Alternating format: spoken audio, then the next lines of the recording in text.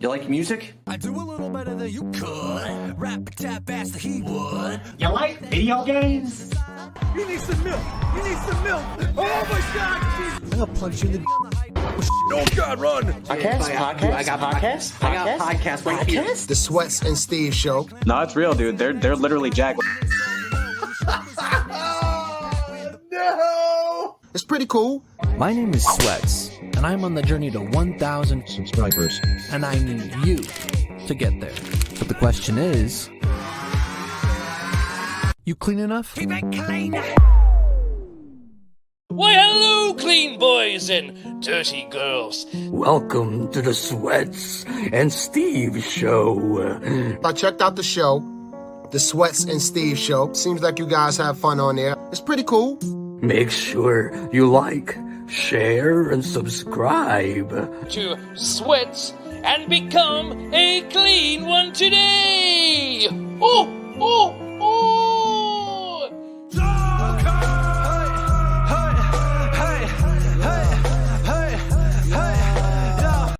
I'm Sweats. And I'm Steve. I used to be an average, ordinary guy. So one day a pair of magical glasses fell from the heavens and gave me the powers and rhythms of an electronic future. Now with my glasses and my cousin Steve, I just like to be on the internet. we're ushering in the future electronic. Sweats. Steve, this is the Sweats and Steve Show.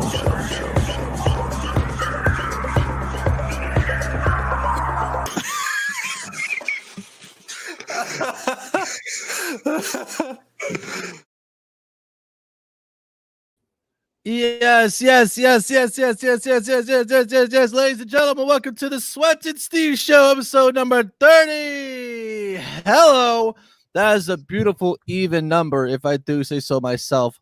My favorite, my favorite cousin Steve. What do you think so? I like number 30. It has a nice ring to it. You know what I'm saying? 30 is a good number. Yeah, absolutely. Oh shit! All right, let's go. When you hit the age of 30, you're officially older than all the dogs on the face of the earth.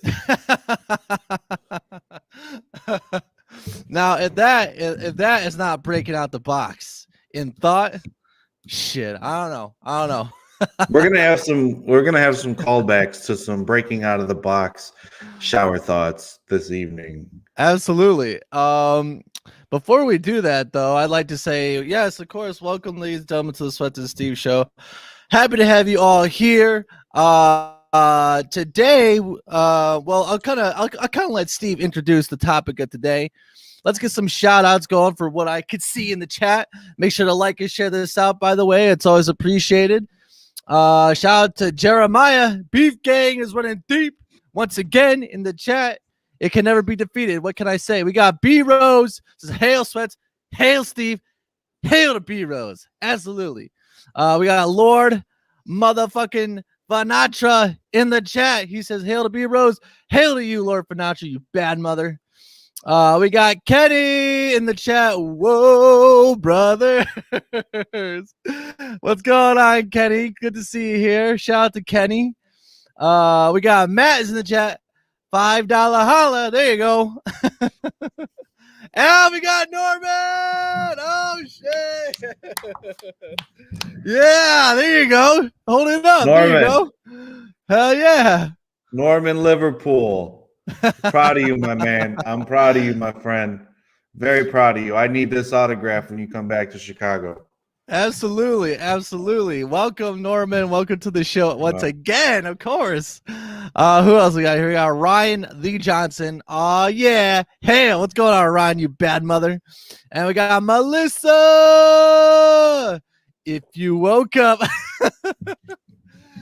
So apparently I have a new catchphrase going on. Can you get it off me? We're just looking at me. Let's look at both of us. Oh, yes, absolutely. Yeah. Right, apparently cool. I have a new catchphrase that's going around. Because most everything that I do, Steve, is iconic now. Okay. I have shishikada. I have a lot of these things, and since we are kind of talking about breaking the box and defining moments, I have another phrase that's coming up. Shoot, would you want to actually hear it, Steve? You want I would to love to hear it. straight from the horse's mouth. Do you want to hear it? I want to hear it. Let's hear it. Let's go. Never really take anything straight from the horse's mouth. That's actually disgusting now that I think about it. All right, Are you ready for this, Steve? I'm gonna solo in on you because I want to get your base reaction. Like, share, and subscribe, everybody. Okay? Absolutely. Let's go.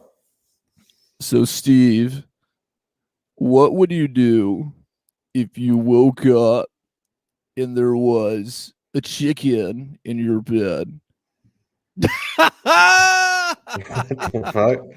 I'd eat the chicken. Is it alive or is it dead? I'd probably eat it. Well, I mean, that's what the kind of the de facto answer. Everyone says they're gonna eat the chicken. Oh, so I'm basic. That is I gotta give props. I gotta give props for props is due. I wouldn't have coined or made that phrase iconic if it wasn't for the lovely Queen Kenny here. I'm so I give you credit. I give you credit. I gave you credit. Ladies and gentlemen, can we get some K's in the chat for Queen Kenny? That phrase that is now iconic in the internet would not be possible without her. I'm just saying that. She says, I just love hold on. I love how you made my shit yo. I'm sorry, Kenny. I don't know. I don't really try. Norman says, yes, love you, brothers. Love you too, Norman. Thank you. I appreciate that. Absolutely. Okay. But okay, let's see. Any other shout outs here? All right, no. All right, okay. So Steve, why don't you kind of introduce the main topic of today's show for the lovely viewers out there? So the main topic of today's show is breaking out of the box. So that's right. Everyone who's here, I don't know how Facebook works, but I know how YouTube works. I don't have Facebook, but you guys have probably seen the 21-second video of Sweats imploring you to break out of the box and become a clean one. That's today. right. So we were going back and forth about what should we do for this upcoming. And we just wanted to talk about breaking out of the box moments. Yes. I have some breaking out of the box moments. Sweats obviously has some breaking out of the box moments, but we also want to hear from you. I love doing that. We also want to hear from you, and we want to hear about your breaking out of the box moments. Was it when you subscribed to Sweats and Steve, and I think so, and became part of the tomfoolery every other Wednesday at 8:30 Central Standard Time? It's gotta be. Yeah. Or what's your personal breaking out of the box moment that you want to share? You can either leave it on our anchor page. You can, I'm sure we'll drop the link at some point after we break the conversation between Sweats and I, or you can leave it in the chat below and we'll read that and we'll react to that. So if you want to share your breaking out of the box moment so we can react to it and interact with you, by all means, let's get that going. But before we do that, I'm sorry, go ahead. No, go ahead, please. Before we do that, obviously, we've had a lot of high-profile guests on the show. Who did we start with? We started with Norman, right? So let's bring up Norman for a moment. Okay. Norman's book, guys. We're promoting Norman's book. Norman, this is free promotion to all of our subscribers. Look at that smile right there. Oh. Go out and buy Over the Top Living. Norman J. Liverpool IV, friend of the show. Maybe Norman, if you're still on, maybe we can open the conversation about having a book review over this next couple of episodes or whatnot that we have going on. I think you were one of the fan favorites out there, so maybe that's something we can do. Absolutely. And I think one thing to say before is, because I know we're getting some breaking out the box moments already in the chat, which I very much appreciate that from you guys. I very much appreciate that. Breaking out the box, I guess I could kind of explain from my end of things, because this promo that I did, it is a promo, so it's like try to put out a video that kind of like that would be put out to new people to show what I have to offer and to put on display what I may, if you will. So breaking out the box is something that I just like I usually how things kind of start like that. Well, look, I'm getting carried away. Breaking out of the box, what does it mean? Okay, I guess what it means is, there's really no other way to describe it better than the actual video. So why don't we go ahead and play the video? Hold on. Before we do that, let me just forewarn everyone that you need to be sitting down when you watch this video. Okay, I don't suggest that you are standing and watching this video. I suggest that you sit down, you grab the bottom of your seat, and you get prepared for this 21-second ride. So I'm done. Go ahead, Sweats. Go take it away. All right, here you go, ladies and gentlemen, for your viewing pleasure. Breaking out the box. Here we go. The world is always going to try to put you in a box, but I say, break out the box. See, passion can't be confined to one thing or another, and neither can you. And if I can break out, you can too. Break out the box and become a clean one. And there you go. I hope you weren't stand up. There's a lot of people that are knocked on their asses right now because they didn't listen to you, Steve. If you didn't listen to old Steve, you might have been in some trouble there. So let me wrap up these callbacks, and I think we can get into breaking out the box moments. All right. So like I said, Norman J. Liverpool IV, his book is out. Make sure you're following him on TikTok. Make sure you're buying the book. Make sure you're going back to that old Sweats and Steve episode and rewatching it for the stuff that he did for you for free. And then, Sweats, do you recall a couple weeks ago, our dear friend of the show, Miss Tori Saylor, randomly emailed us, and I'm going to share with everyone what she shared with us. Hell yeah! Maybe we can put this maybe we could put this out in the chat here so everybody could read I'm actually gonna put on their spare time. Can we get T for Tori in the chat going as well? I put mine in there. Mickey is in the chat. What's going on, Mickey? Hey, Mickey. But so yeah, that's kind of while you're pulling that up. So yeah, that's kind of what breaking out of the box. I didn't really like. I kind of want to make this promo a little bit more poetic. A little, because I am a man of poetry, Steve, of course. Yeah. But it is it's a promo, but it's also like something that I genuinely do feel as I mean, obviously, as a lot of people know, is that I do a lot of things. I'm a very passionate guy, and I guess I strive to be a jack of all trades, inadvertently, anyway. But yeah, that's kind of what I was going for, and I'm sure that a lot of people out there, if not all, have kind of felt in a box as well. Nobody likes to be in the box because that makes you feel like an animal. And what does an animal do when he's locked inside the cage and or a box? He wants to tear the shit out of it, right, Steve? Yeah, I hear you, definitely. But yeah, so this is kind of like breaking out, wanting to just be able to be you, I guess, is what I guess you could say. And so yeah, that's what breaking out of the box means to me, anyway. Of course, it could have many different meanings depending on whoever you ask. And I will get to some of your breaking out of the box moments in just a second in the comments. I appreciate it. As always, make sure to like and share this out if you may. Let's go ahead and pull up Steve's screen here. Yep. What are we looking at here, Steve? What is Tori sending us now? And are we gonna get is the FBI gonna knock on my door for showing this? I sure hope not. If they do, I'll just tell them. I'll kindly direct them to Tori's.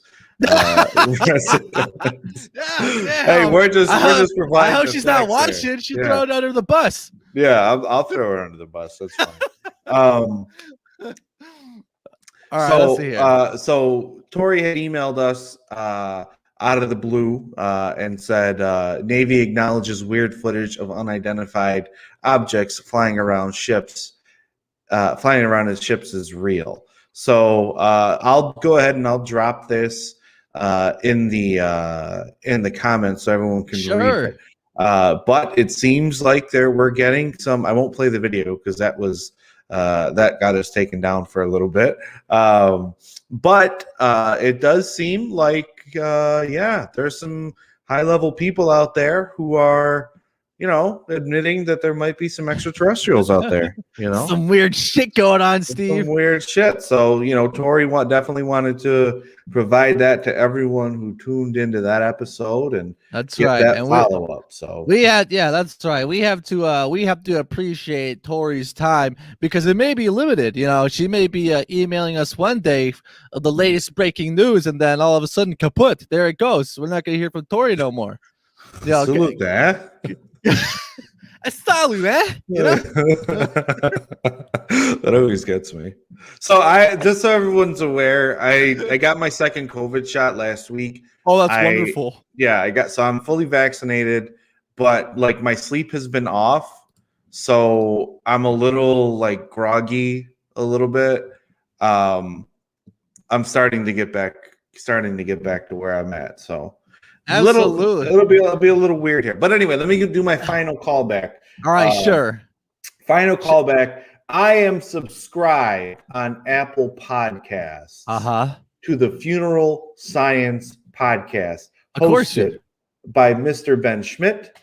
Yes, absolutely. And let me tell you, that is a very wonderful podcast to be a part of. You can tell how much work he puts into it. I think he only has 3 episodes. I've already listened to all 3. I think what I love most about his episodes, he's very intelligent and he speaks very intelligently. And a lot of what he says, I don't feel is directly only related to being a mortician or a mortician teacher, if that's the right word for it. But it's also very, practical, and you can leverage it for, outside of your normal, within your normal life. You don't have to be a mortician. Very knowledgeable. So make sure you subscribe to the Funeral Science Podcast. Absolutely. Friend of the show. Absolutely. Shout out to Mr. Schmidt. Absolutely. Let's get some shout outs for people that I see in the chat. We got Fatuma leaving a T for Tori. Absolutely. The lovely Miss Fatuma is in the chat. Absolutely. We got Stosh Stanley. I call him Stosh. It does sound weird to call him Stanley. Stosh says the FBI doesn't knock. I can't argue with that logic. God, I just feel like we're incriminating Tori more and more by the second. I'm sorry, Tori.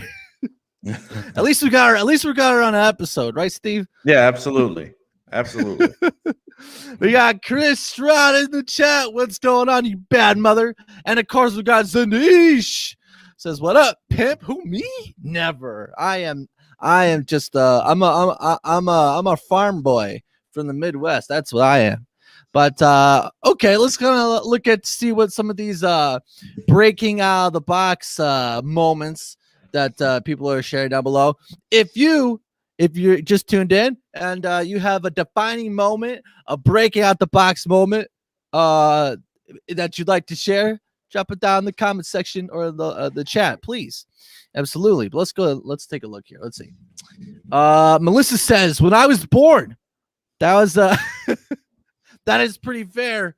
Absolutely. I mean, enough said. Melissa is that special, Let's see here. B Rose says, when I started streaming 4 months ago as an extreme introvert, it was a massive hardship. Luckily, a few other peeps helped me out, and all is good.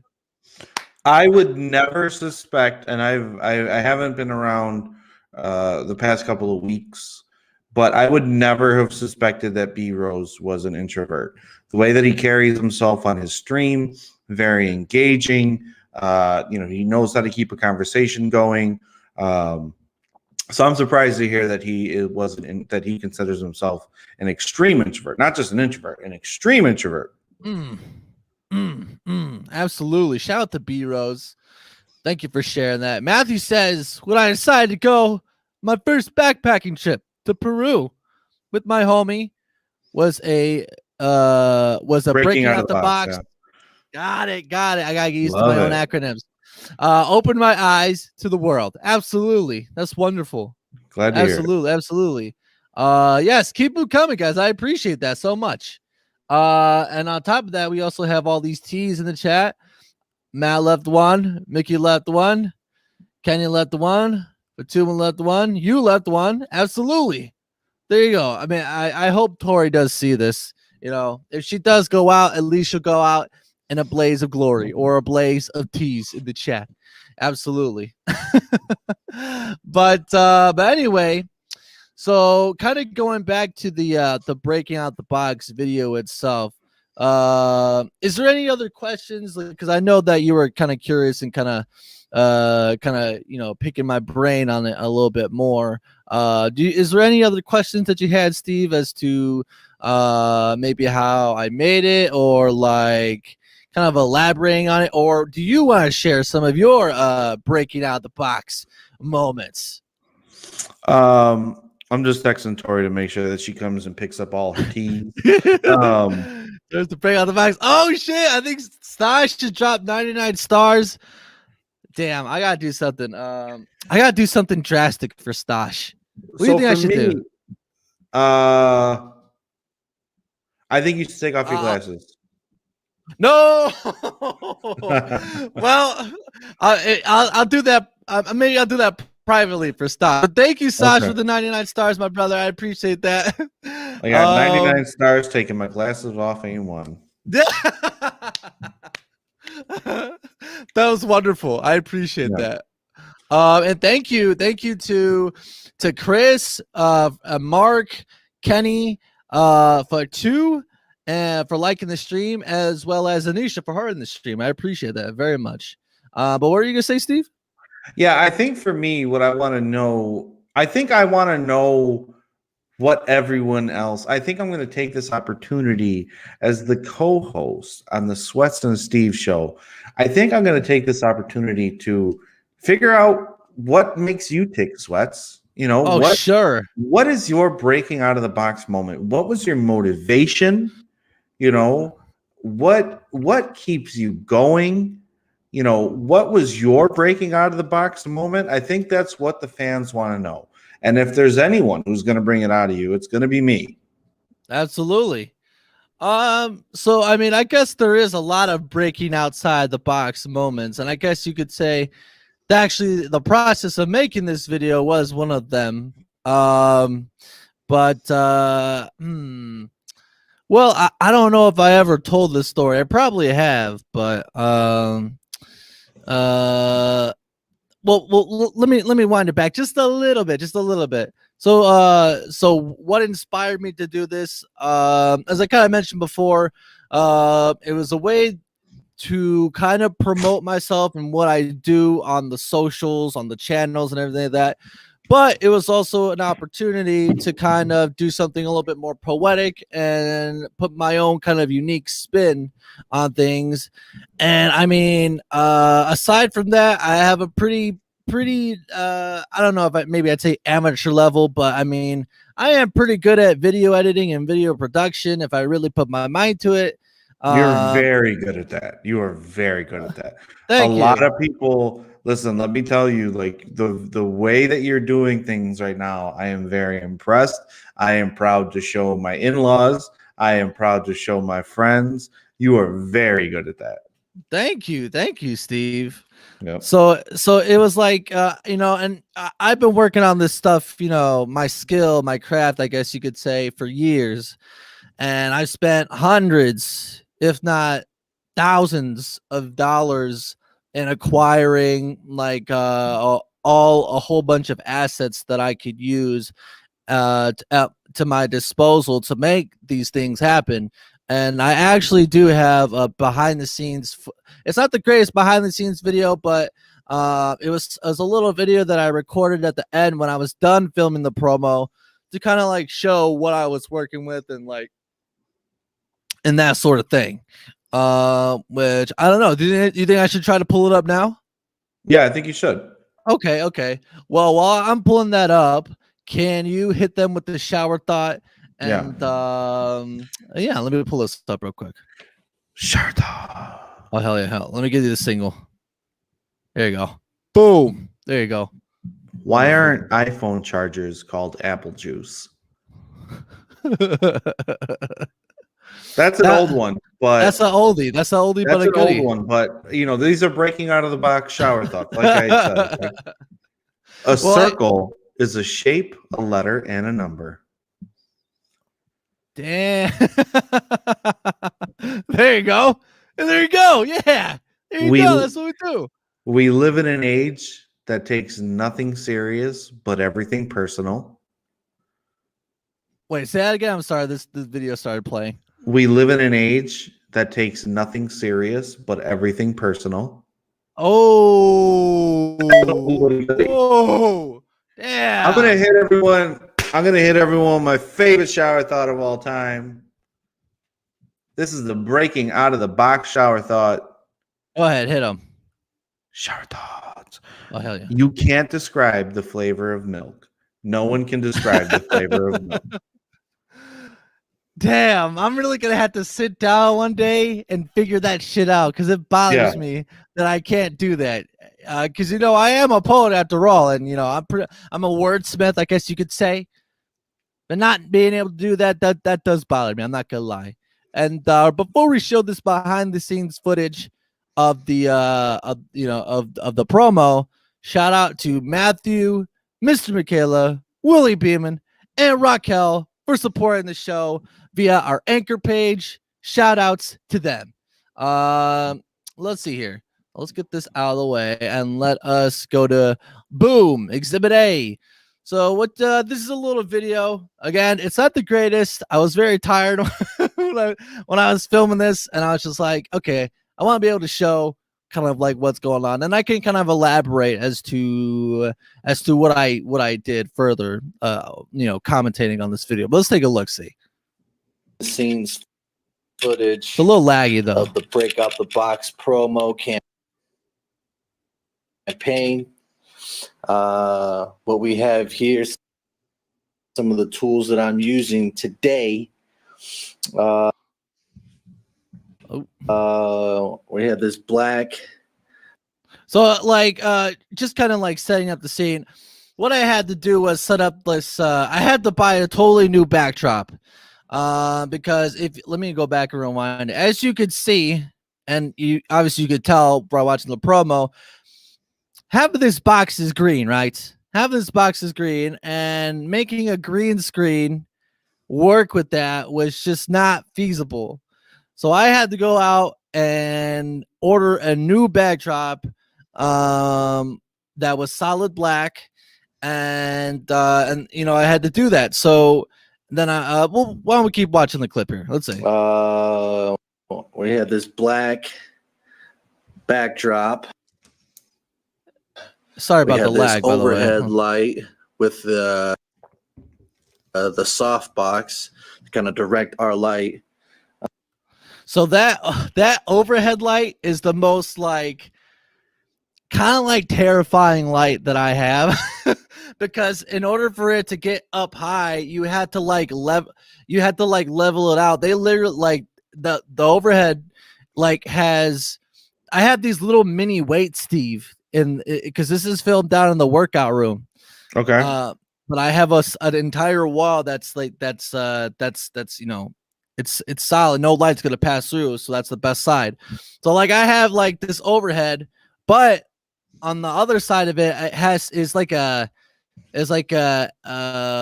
weight thing, and I had to balance out the weight so that I could get it up that high. So when working with this thing, it was just always looking back at it and thinking oh my god, I hope this doesn't fall over. I hope the light bulb doesn't break and shit. So it's just but it is a good tool. It is a good tool nonetheless. Let's see. Matt says, I was wondering how you got the bag to get so voidy. That was something because you can't really tell because the video is kind of choppy, but hold on, let's see. Let's direct our light. We have another soft box light over here, and then we also have the smoke machine that I used for. Okay, let me stop it there. I'm actually gonna back out because I think I'm having technical difficulties because of the video. But so yeah, basically I had that black backdrop light, and how I made it so voidy was through through editing. a lot of brightness and contrast that I had to go in and kind of like mess with stuff and kind of make it seem as though it was like actual void. And then the overhead headlight worked out perfectly, honestly. And then it was just a matter of taking my camera along with a gimbal, which a gimbal is just because when you film something, it's going to be like really kind of like shaky, even though you can't really control it. But with the gimbal, it makes it nice and smooth, and it manages for all that. It takes away the shakiness, makes it super smooth.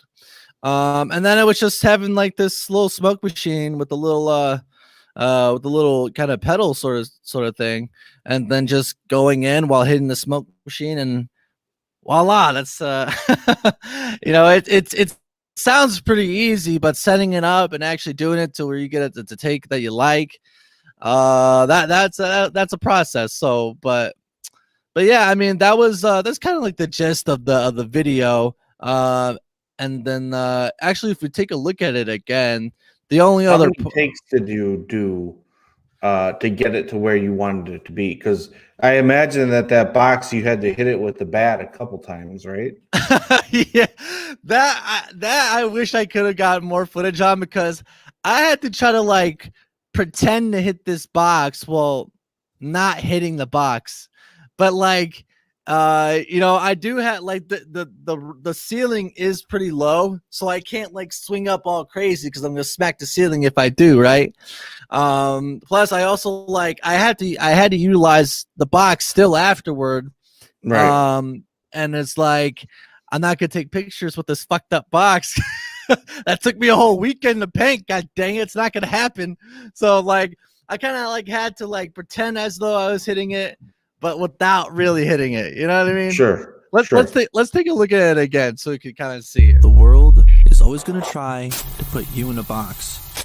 But I say, break out the box.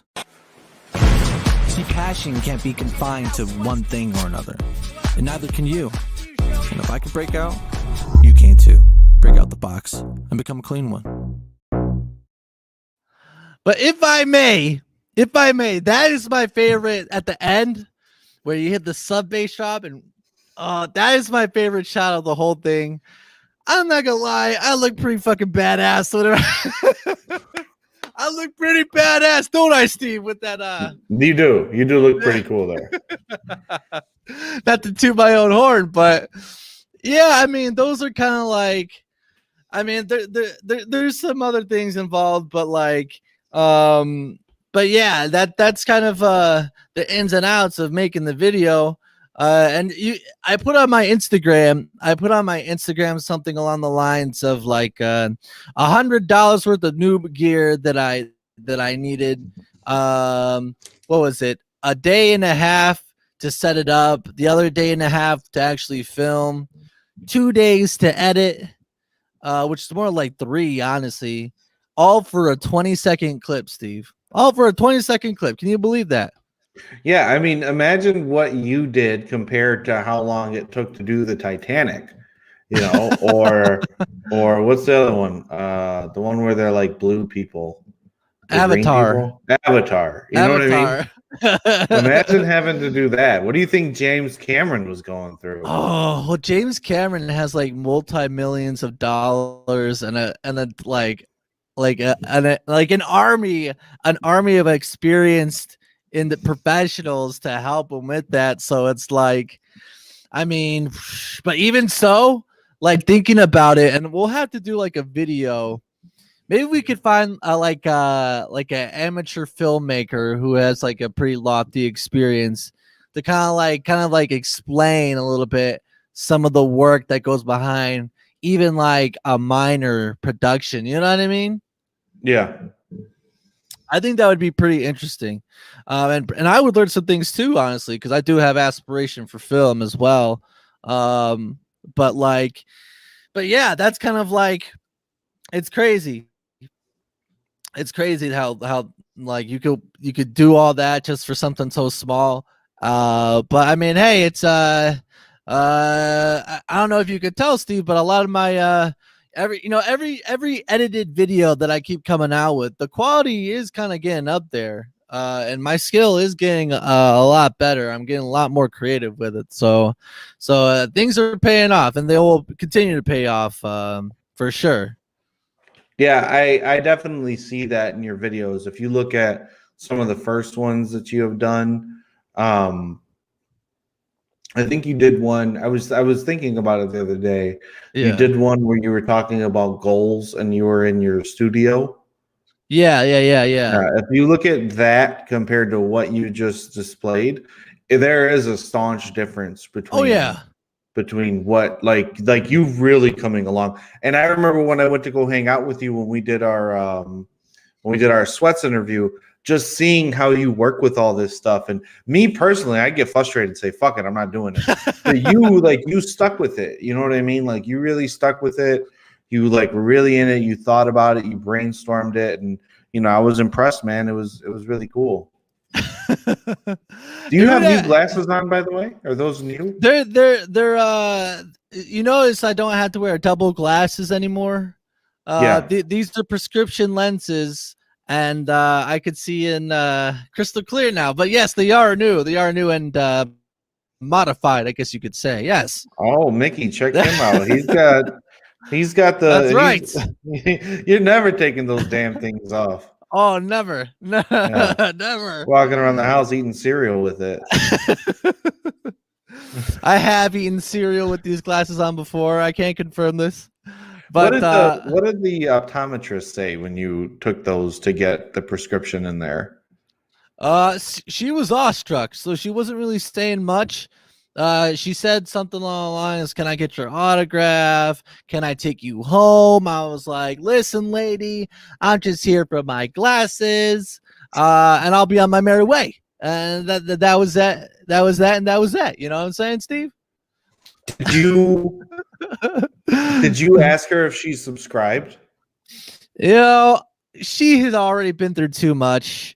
I didn't want to I felt for the poor woman. And it was like, I've already inadvertently put her through so much tremble that I wouldn't even dare to pose the question to that woman. But if I do go back again, I will pop the question and ask her, are you subscribed to Sweats? Are you a clean one?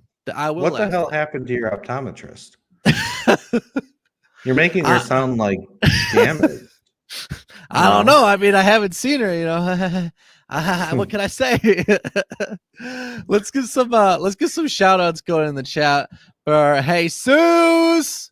What's going on, Jesus? You bad mother. He says, hi, Jesus. I heard Steve missed me and kept whispering my name in his sleep, so I had to come by today. Is that true, Steve? That's so far from the truth. There's reality, and then there's what Jesus thinks. Shout out to Jesus. Everybody leave a J for Jesus, please. Let's see here. Yes, let's get that going. Stash, the editing is clean. Thank you, Stash. I appreciate that, brother. I really do. I really thought the editing looked professional. Thank you, Mick. I appreciate that. Yeah, I think so too. If it was easy, everyone would do it. That's right. That's right. I can think back to all the videos that I did with Kyle with Conscience back in the Dizzy, and actually in light of kind of like going in about like the actual like video editing aspects, maybe it would be cool to kind of like go back and see some of the works that I first did with him. What do you think, Steve? You think that'd be cool? Yeah, I think that'd be awesome. Yeah, so I'll pull that up in just a second. Let me see what else what you guys are saying. Of course, always appreciate you guys hanging out with us on a Wednesday night, and for all the likes and the shares, of course, obviously. Yes. Let's see. Noise, you finally on. Yes, I did. Thanks, Mick. Let's see here.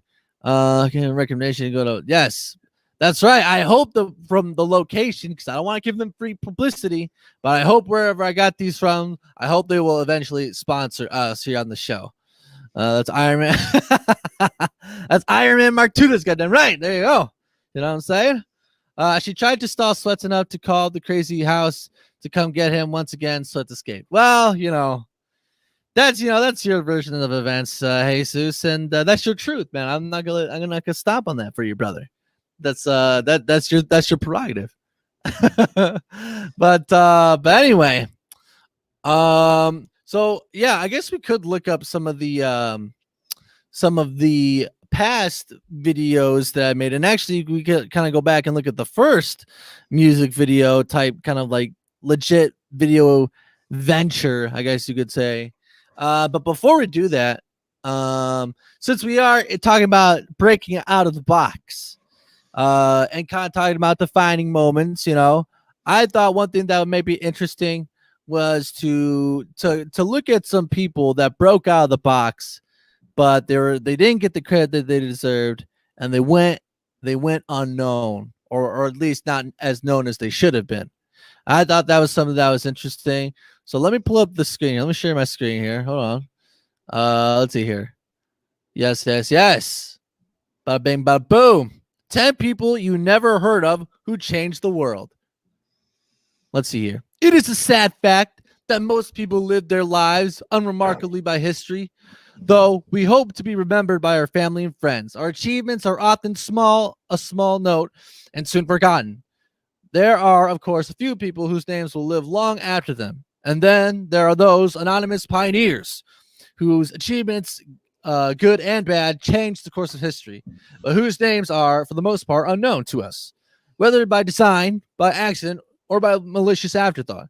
There are some people whose contribution to the history of the world has gone largely unrecognized until now. I like how they put that "until now" by itself. That was very nice. That's a nice touch. So let's see here. So it's a top 10 list, and we'll kind of get the short and skinny of it. I just thought this was interesting. Steve, do you think this is interesting? I'm reading number 1 or number 10 here, and yeah, like you never think about who the hell. Just like you can't describe the flavor of milk. You also never think about who the hell created the seatbelt. And That's ladies right. and gentlemen, you're looking at him right now. Nils Boland. You'll never hear that name again. You want to take turns reading through the descriptions of some of these people? Yeah, I'm just going to give the summary, though. I'm not. Oh, sure, go ahead. Like word from word. Sure. Hi, everyone. I have an idea.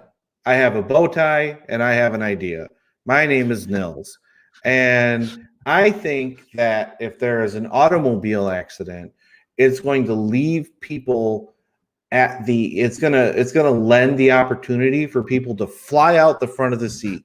So my idea is something that's so revolutionary that everyone's going to take it for granted in the near future.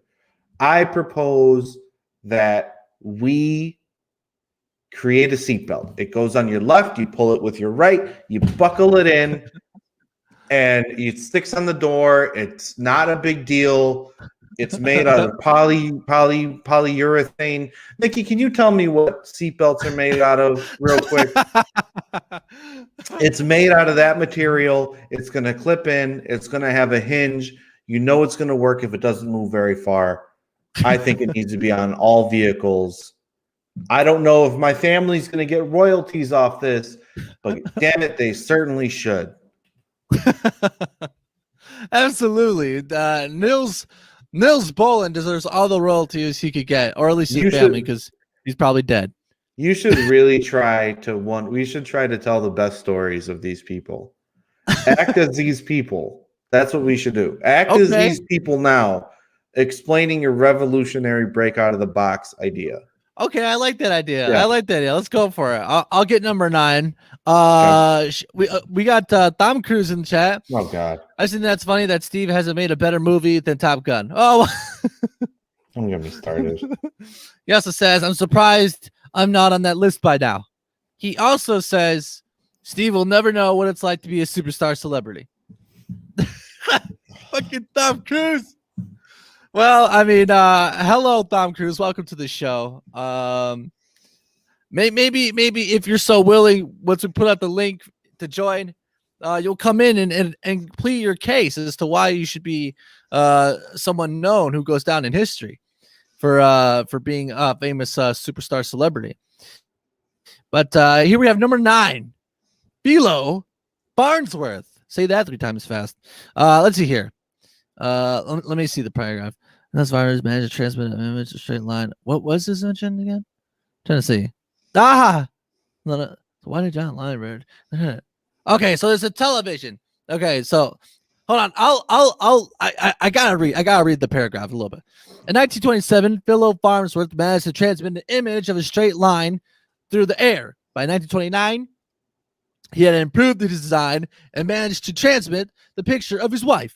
Much more exciting, even if the picture was a little blurry. Though he called it an image dissector, Philo, in fact, just invented television. So why did John Logie Baird get the credit? Well, Baird was one of the pioneers of television and also much more business-minded. He demonstrated the first color television in 1928. Philo turned down the offers to buy out his patents and started his own business, but couldn't compete with the large companies that were getting in on the act, and his business folded. Philo remained an inventor until the end of his life in 1971, but never again invented anything as wonderful as TV. All right, so picture me. I'm this strapping young man. He's not really young here. Philo Farnsworth. Say that 3 times fast. So here, I'm Philo. What do you think? Do you think this guy had like a New York accent, or I don't know? Okay, all right. Here, I'm Philo. Okay, my name is Philo, and I like to see my wife. I love to see my wife so much that I want to take the picture that I have her on my dresser, and I want to put it on a tube, on a box, but it's not like a regular box. It's more like a digitized, alphabetized box. See, so I'm gonna do that, and I did do that, but y'all hating. There you go. End scene. It's a tough act to follow. Good grief. Who the fuck is this guy? Oh shit. What did you guys think of my accent? You think that was an accurate representation of Philo? I think so. I think I did a fair job. Mickey says, I love that Tom Cruise is not a reoccurring character on the Sweats and Steve show. I'm sure he loves that too. That Tom Cruise, that little scoundrel. You need me to scroll up, Steve? I know I'm flashing some comments here. Yeah, a little bit. Hey, I got you. Boom, boom, boom. There you go. All right, let's see here. Tom Cruise says, I'd have to definitely get with my publicist and see what we could do one day. I don't mean to flex on Steve with my publicist. He also says, Steve, has anyone told you you look like the lighter version of The Weeknd? I don't think so. I don't think so. Let's go. All right, so I actually don't think I could do this one justice. Okay. Because he actually did something very good, so it's not like I can really have fun with it. Well, what did this man, Henry Dunant, do? He created, I'm trying to summarize it.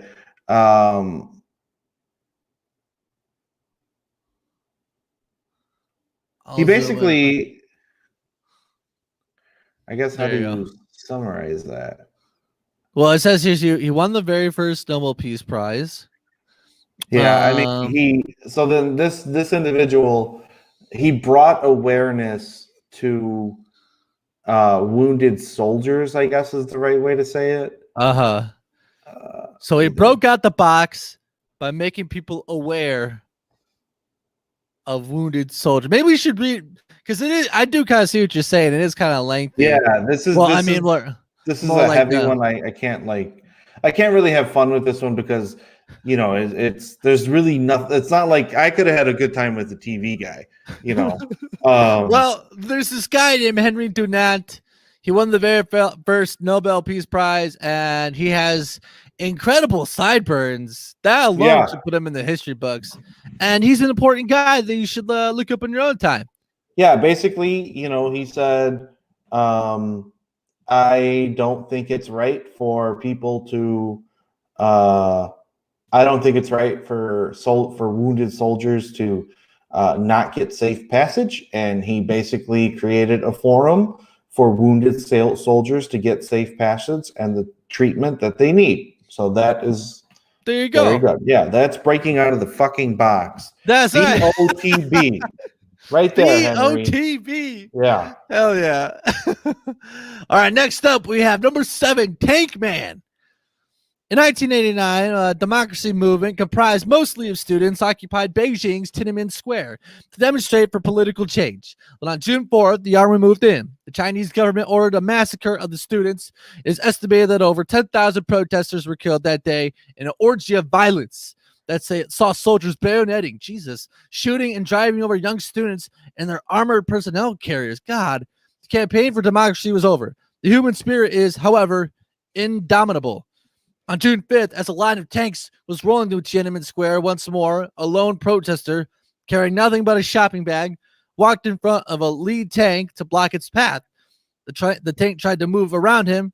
Tank Man blocked its path again and again and again. Eventually, the tanks switched off their engines, and the protester climbed onto the tank to talk to the soldiers. Standoff only ended when a man was away from the tank and disappeared into the crowd. The man has never been identified, and no one knows whether the hands that pulled him away were Chinese police or friends concerned for his safety. Coverage of the incident in China was heavily censored. Not many people there remember it today, but whether he knows it or not, the image of Tank Man facing down a line of tanks has become one of the most iconic symbols of resistance in the world, and hopefully one day he will be able to see it too. All right, I already had this man squared up. Tank Man. Okay. So basically, you ever pull up at a stop sign and you're at another and someone else is at the stop sign and you're like, go, and they're like, go, and you're like, no, you fucking go, I'm not moving, and they're like, fucking go, and it's like, we'll be here all day. This is basically Tank Man. So Tank Man is like, you get out of my way, and then the tank's like, no, you get out of the way, and then he's like, well, piss off, I'm not getting out the way, you get out the way. And then he's like, okay, no, we're gonna turn off our tanks, and we're just gonna have to have a little chat. That's pretty much it. That's pretty much Tank Man. I guess my thing about the 4 tanks in a row. Now, I'm not. Look, this was a very serious movement, and I'm not taking anything away. I think what he did was a very good thing, but I guess the frustration of the tank goes away the further you are away from the man, right? So that 4th tank, he could go around the other tanks, and Tank Man can't do anything. Third one, you go left, we go right. And I mean, I'm happy that this happened because I feel like people's lives were saved and whatnot. But at the same time, it's just like, what is going on in that 4th tank where they're just like, what's the holdup here? There's a guy in front. We have a schedule to keep around here. God damn, what's going on? Yeah, they're like, what's the holdup? Like, why are we waiting in this line? Can we break out of the box? And they're like, no. That's right. They're like, no. Break out the box. She was like, breaking out the box. Yeah, no, there's someone breaking out of a bigger box. There's a bigger box breaker. Bob, and okay, yes. Say that again, Steve. You're breaking it down. There's a bigger box breaker. And yeah, we kind of can't go anywhere. Well, that's right. No, don't you dare. This is a big box breaking moment that we just don't you dare. Nope. 4th tank. You just stay there. Hold on. He might move. And then the 1st tank, I don't know who's dumber, the guy in the 1st tank or the 4th tank, because now again, I'm just having fun with it. I know the lives are saved. I'm just trying to make people laugh on this evening. Okay. The 1st tank is like, well, I'll just go right around this guy. He's just like, okay. So he goes to the right. And then the guy's like, nope, that ain't working. He couldn't juke Tank Man. Tank Man was unjukable. Yeah. There's 4 tanks. There's 4 tanks, and none of them can juke him. He was like Walter Payton. Yeah, Tank Man's like Walter Payton. Well, no, he'd be like Ray Lewis. Ray Lewis never got juked. Oh, that's right, Ray Lewis. Someone like Luke Kuechly or something like that. That like guy, like a athletic linebacker. Yeah, he's an athletic linebacker. Like Like a Rey Mysterio. Yeah. Yeah, you know what I mean. Yeah. Yeah, I know what you're saying. So there was there were boxes being broken left and right. Yeah. But who was the biggest box breaker? That's, I guess, that's the real question of this thing. Sweats. Here's the thing for all the viewers out there. Here's Steve's life rule. What happens when you're at the top? What? Where do you go when you're at the top? Nowhere. Over the top. You go over the top. Okay? That's where you go. Thank you, Steve. That was Over wonderful. the top living by Norman's book. I hope he's still watching. That's publicity there. That's free publicity right there. Fine publicity nonetheless. There we go. Hey, look at this guy. He's looking in a thing. Oh, microscope. Mine? That is yours. Number 6, Maurice. Thanks for picking that up. I actually didn't know what the hell he was looking into. Not all This man's name is Maurice Hilleman. See, I can't. There's nothing I can do with this one either. Oh my God. Let's see. Maurice Hilleman had single-handedly developed more than 40 different vaccines, including 8 commonly given to children in order to prevent measles, mumps, hepatitis A and B, chickenpox, meningitis, pneumonia, and Haemophilus influenzae. His work has probably saved millions of lives and prevented serious complications as a result of the diseases. The MMR vaccine alone has been given to over 1 billion children around the world. So this guy was a smarty pants, and he was whipping up them vaccines in the fucking kitchen, Steve. So if you were to paraphrase this man, how would you paraphrase it? I'm tired of paying the insurance that I pay now. All right, but put yourself in the shoes of Maurice. What do you have to say as Maurice? What is mumps? What happens when you get mumps? Mumps is like it's linked to hepatitis A, I think. You want to look up pictures of mumps? No, I don't want to do that. Let's just do this. Boy, I don't know. I can't touch this one. This one isn't a fun because this is another serious one. So I'll be Maurice. Let's see. Okay, so just imagine this is the only reference picture you have of Maurice. Got time to save these motherfuckers again. Oh God. Okay, what do I have here? Mumps. Where the hell did they make up this name? All right, I'll figure it out. God, that's pretty much Maurice. He's tired of saving humanity. Oh God, this guy looks scary. Will told Pilecki. All right, real quick, shout out to Big Gamers in the house. Hey guys, just want to pop in and say hi. Sorry, I'm not here full time in high school. It's a lot of work. I'm gonna try soon. Hey, I appreciate it, Big Gamer. Thanks for stopping by, man. Yeah, take care of your studies and everything like that. To break out the box, that's all we have to say. And if you can learn that, hey man, that's it, man. This is another one we really can't do too much with. Oh my God! All right, well look him up, everybody. What told Pilecki? Who was next?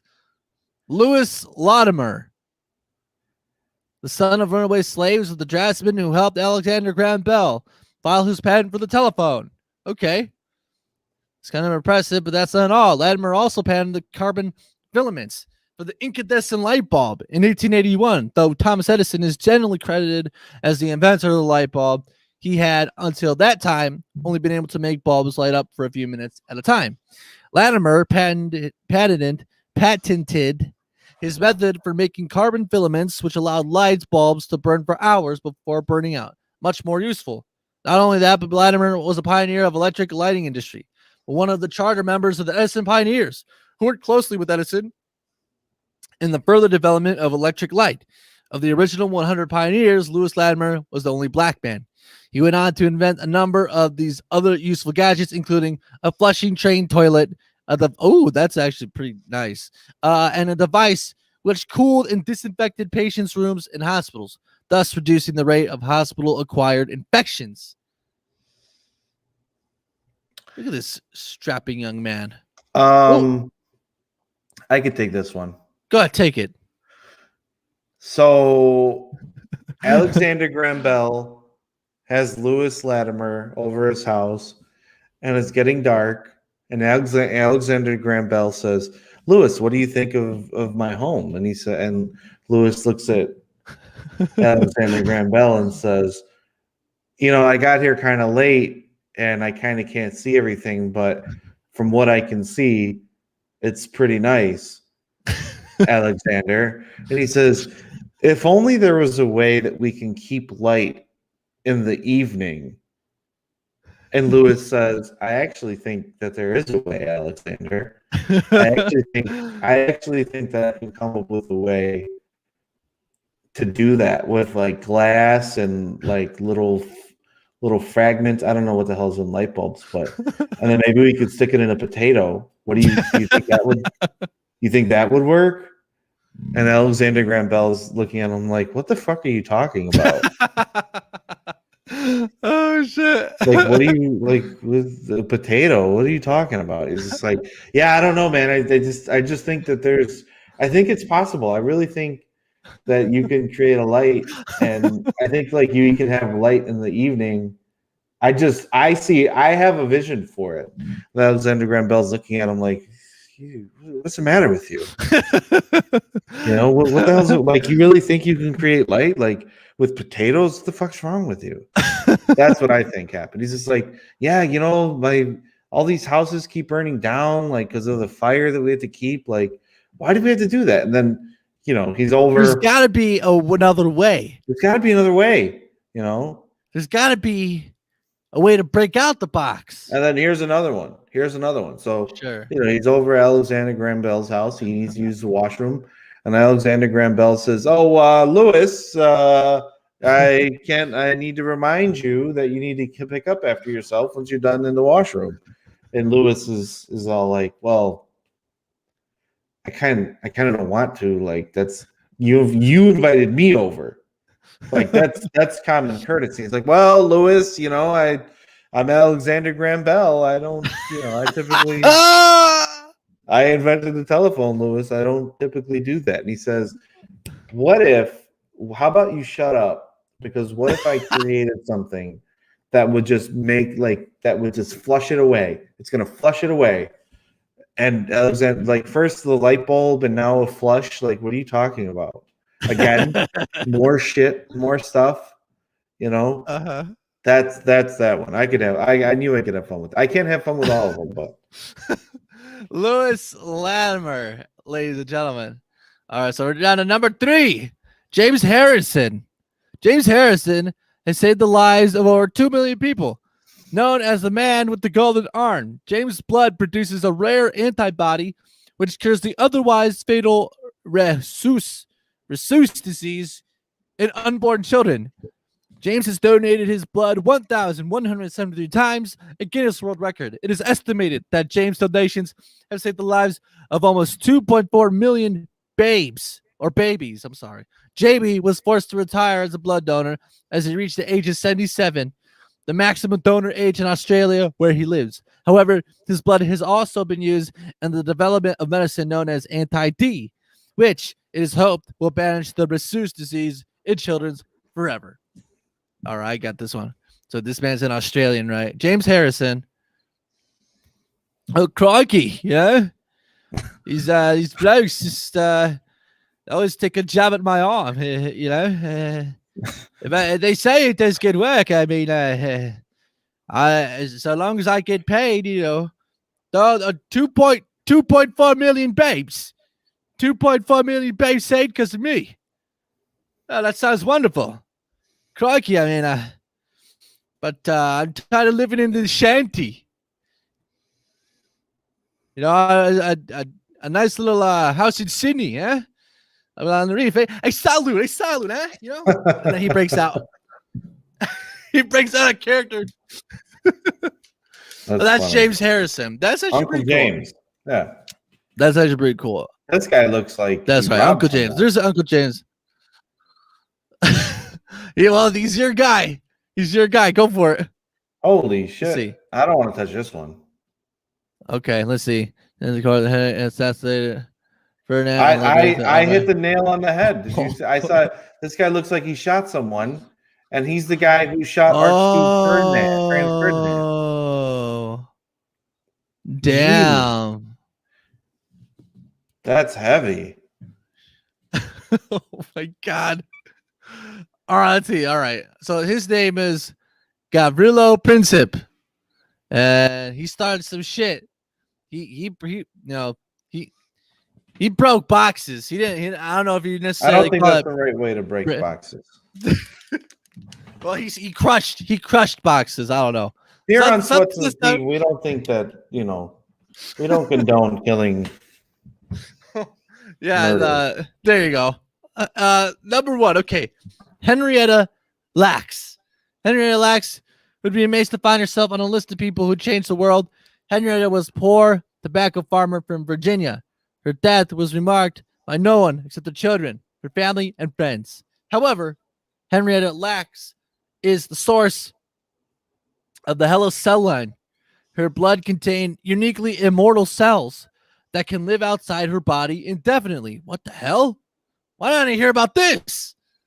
After the birth of her fifth child in 1951, Henrietta was admitted to Johns Hopkins University Hospital, complaining of a knot in her womb, and the doctors took a sample of the tissue.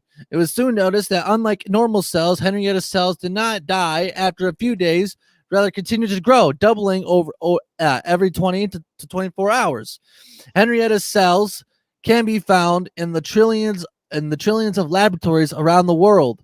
They have been used by medical researchers studying not only cancer, but also hemophilia, influenza, leukemia, and Parkinson's disease. They were also used in mapping the polio vaccine, the cancer drug tamoxifen, chemotherapy, gene mapping, and a whole host of other uses. The HeLa cells show no signs of dying. Henrietta Lacks, however, died within months of her admission to the hospital due to malignant tumor in her cervix. She was buried in an unmarked grave, never knowing that she would go on to save millions of livers and that her remarkable cells would live forever. Henrietta's grave finally received a headstone in 2010. That's really cool. Yeah,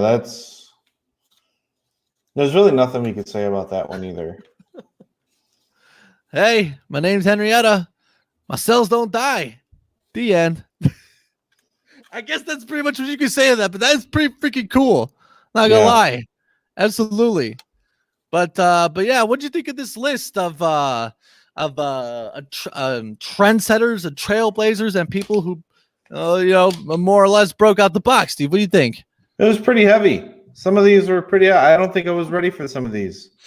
I was ready to kind of do the Steve thing. These are some. Why couldn't they all just be TV people? Why couldn't they just like? Yeah, I wanted to do TV guy. What? You want to make us? You want to make my picture displayer of my wife? You want to put that in everyone's home?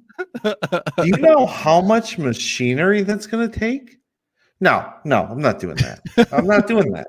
You could fucking have it. Go ahead. I don't care. I want to look at my wife on the picture box. Well, so going after these people breaking out of the box, why don't we talk about one of your breaking out the box moments, Steve? And I'm gonna drop the while Steve is talking. If you would like to share your breaking out of the box moment, I'm going to drop the link in the description or link in the chat. If you get to join us on air and talk about your breaking out of the box moment. You can also share it in the chat as well. Go ahead, Steve. I don't think I've ever really truly had like a breaking out of the box moment. Me personally, I just think my biggest issue was always limiting myself. So I would say, some people are gifted and some people are talented. Me, I'm neither of those two things. I think I think that, for me, I think it was more stop being a knucklehead and stop like limiting yourself. So once I learned how to stop, limiting myself is where I started to see the most reward behind, my efforts and what I was doing. Right. So that was me. I've actually never broken out of the box. I kind of just stay in my box. Oh no. Well, I mean, like, shit. I mean, there's got to be some way that you can break out the box, Steve. I don't know. Like, I kind of don't want to. Like, breaking out of the box is such a big responsibility. You know what I mean? That's a really big, like, endeavor. So what you're saying, it's a big freaking deal. Yeah, it's like to sit there and be like, I'm going to do this, and actively work for and execute that. That's a lot of work. I don't. Well, yeah, I mean, it's a lot of work. You seem pretty tired right now. I know. I'm getting tired just thinking about it. Jeez Louise. Shout out to Amber, who's in the chat. You doing the show is breaking out of the box. I think, oh, shit. Holy moly, Amber. Damn, Amber's breaking it down. Oh, my gosh. Shout out to Amber. Real. There you go. I'm dropping an A for Amber in the chat. Amber, if you would like to share, what was one of your breaking out of the box moments? I'd like to know. A moment that defined you as you. Hold Amber's comment there. Sure. You see where the F is? When you put up a Facebook comment, it looks like faking out of the box. Yeah, it does. Now that you mention it. That's great. That's wonderful. That's wonderful. What I was gonna do now, so the theme of tonight's theme, of course, is breaking out the box. I kind of showed a little bit of like what some of the behind the scenes stuff and what it took. And we had mentioned before that it would be kind of cool to go back and look at some of the old videos that I first did and kind of see the progression, the evolution. Excuse me. But I think what I'm going to do now is I'd like to kind of pull up some of those videos. I just need to try to limit my search here, try to find it. But let's see here. There you go. We got A for Amber. Is there anybody? I'm going to ask you this, Steve. Is there anybody that you know that their breaking out of the box moment inspired you?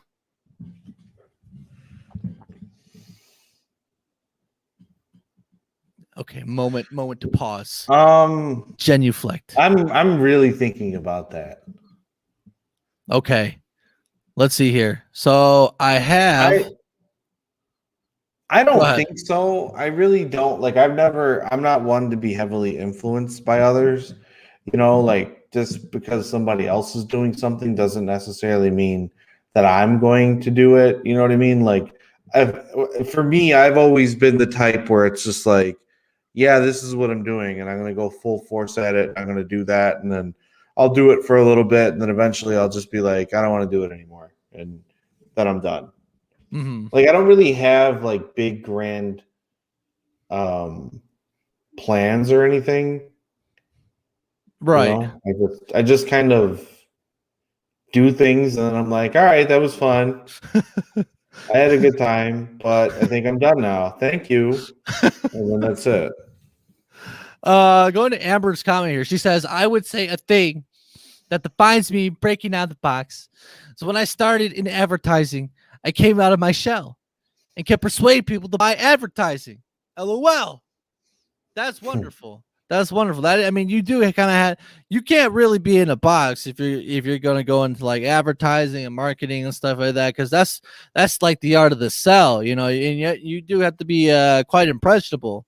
So I could definitely see what you're saying there, Amber, and that's wonderful. That's wonderful.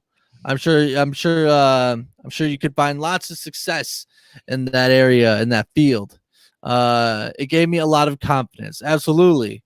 It's funny that she mentions confidence because, I'm sure Amber liked Norman when he was on the show a couple weeks back, but absolutely. I got one. Sure. So when I was in my mid-20s, I was on the south side of Chicago, and I was hanging out with some friends, and we went to a talent show. Okay. And we went to this talent show, and this bigger African American gentleman got up, and we weren't in the best of neighborhoods at the time, right?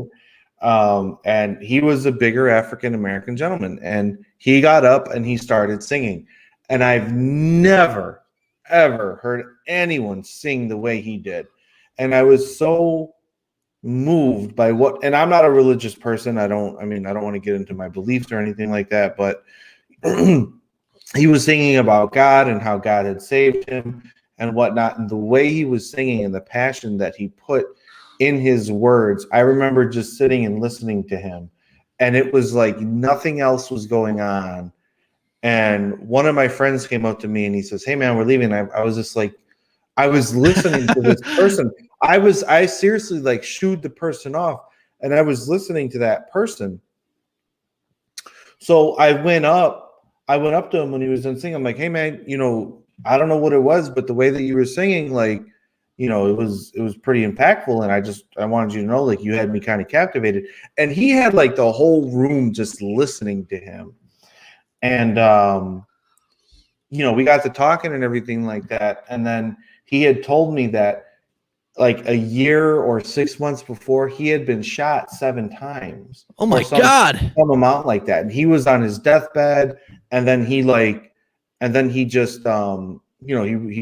he made it through, he pulled through. And like every time he sings, he just thinks about that, and like just feeling that because what he went through, he lived and he sung. And like, I guess that's where me personally thinking, like having experiences like with people who have had so many heavy experiences like that. I can't consider, well, I went into a boxing gym and I started fighting. You know what I mean? Like I can't really, in comparison, I honestly can't say that I've ever really broken out of the box. You know what I mean? Okay. I see where you're coming from with that. I would like to hear that, man. Sounds like he has. I wish I knew who he was. Absolutely. Maybe he's world famous. He's world famous on the other side of the world. You never know. I mean, maybe. You don't know. Because the way he yelled "LOL" when you heard his comment. How did I say that? I was not too sure. But anyway, thank you for sharing that, Steve. But yeah, kind of going back to what we were talking about before. What I have here is the subnormal sound. Okay. And this is where you can find a lot of my earlier works that I helped my buddy Kyle, aka Conscience, to kind of make some of his music videos. And if you want to see the very, very first, right? You want to see the very, very first? We're going to pull up and watch Stay Sane. And this is like extremely amateur, extremely like low budget, but like just to kind of like see, we were talking about some of the, Amber also did mention, I think, was that making the break out of the box is a break out of the box moment. So like in spirit of that, figuring out like, and kind of showing some of my roots, if you will, of my earliest, soirees into the craft, I guess you could say. But I'm rambling on at this point. We're gonna load this video and we're gonna take a look. And I did all this stuff. There you go. And this is from 2014.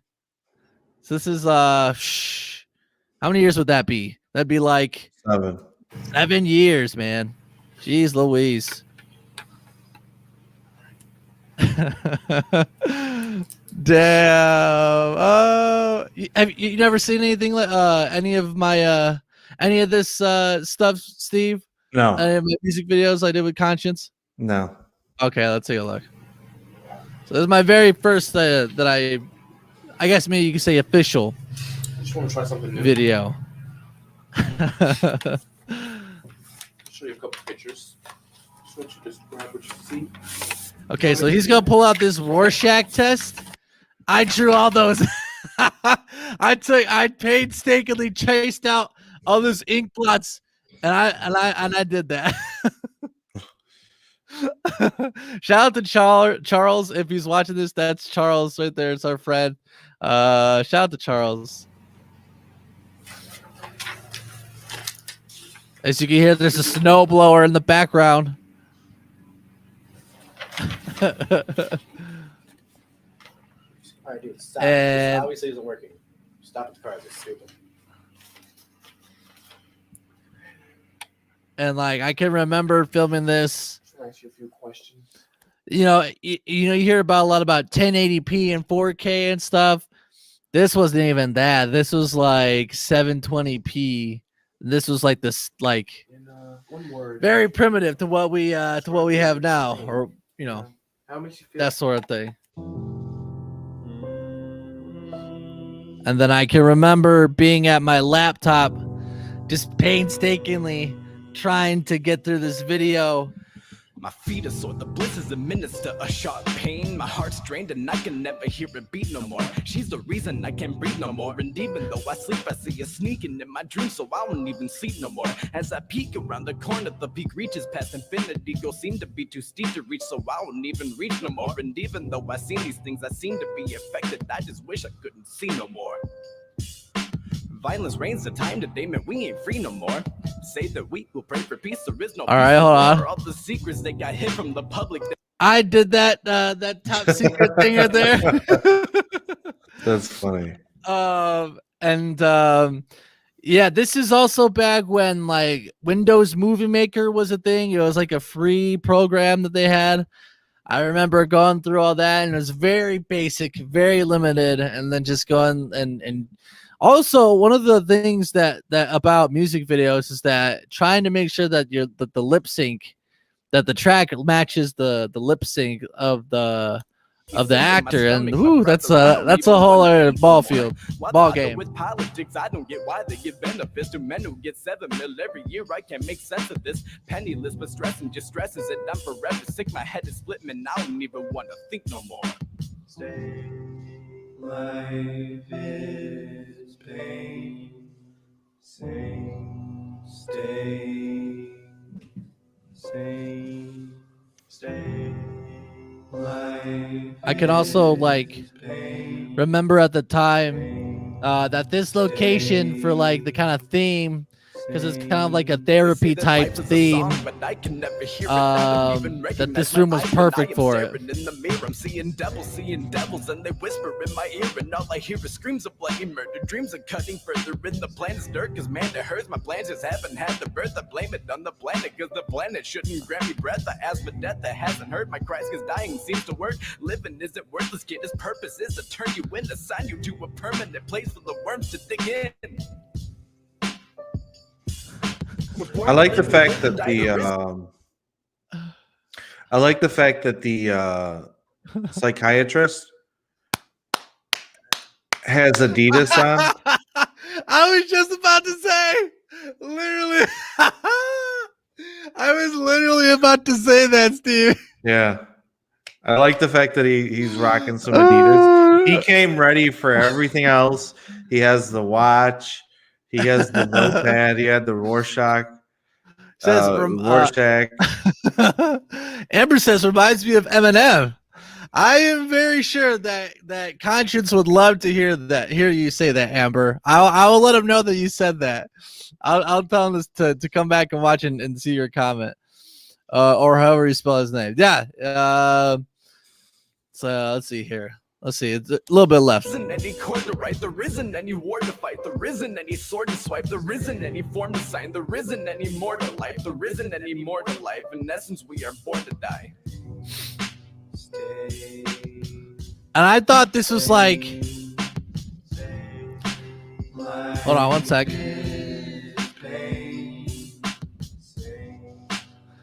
So kind of give like this isn't really that deep of a video, trust me, but kind of like we have this little therapy session between Conscience and the therapist, and I thought I came up with the idea that it was like this.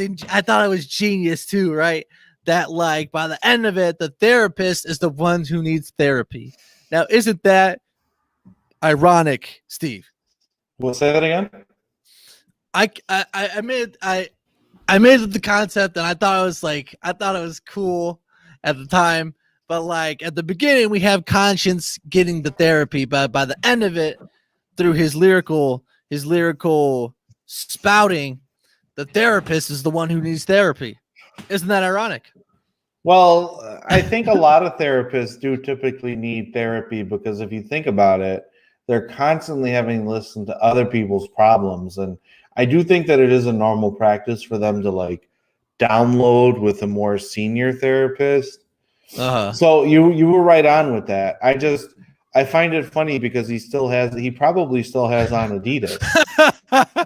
He does have the Adidas on. Absolutely. All right, let's see here.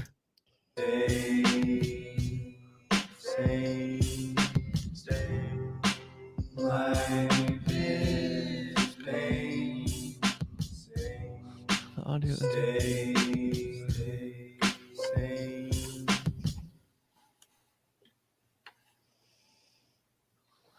Audio editing recording. All right, we're gonna try something new. All right, all right. So I but want not you just to give me some advice. Tell me what you Appreciate see. that, brother.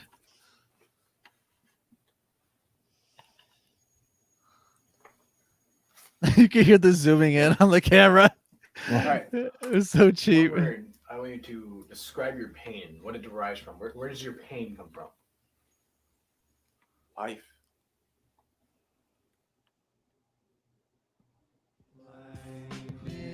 And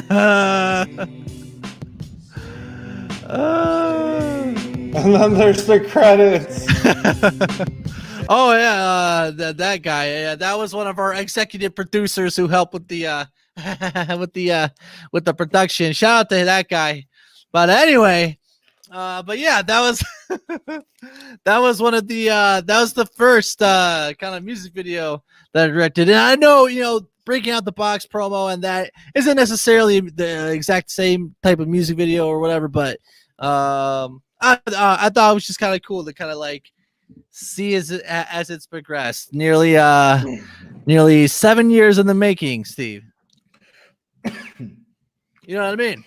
I think, yeah, I mean, I think you look at it now and you say to yourself, how far you've come and everything that you've learned in your performance journey and all that. So, yeah, I mean, I definitely think that's a good life lesson to pick up on, Absolutely. But on that note, I'm going to put the link in the chat one more time if you care to join us live on the panel and share a breaking out the box moment or drop it in the comment section.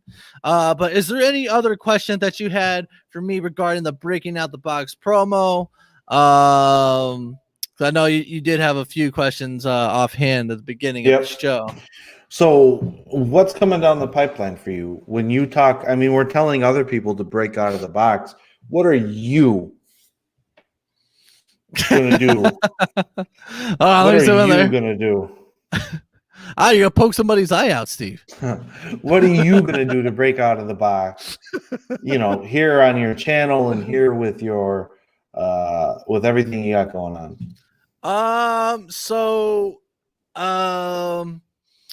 Let's see.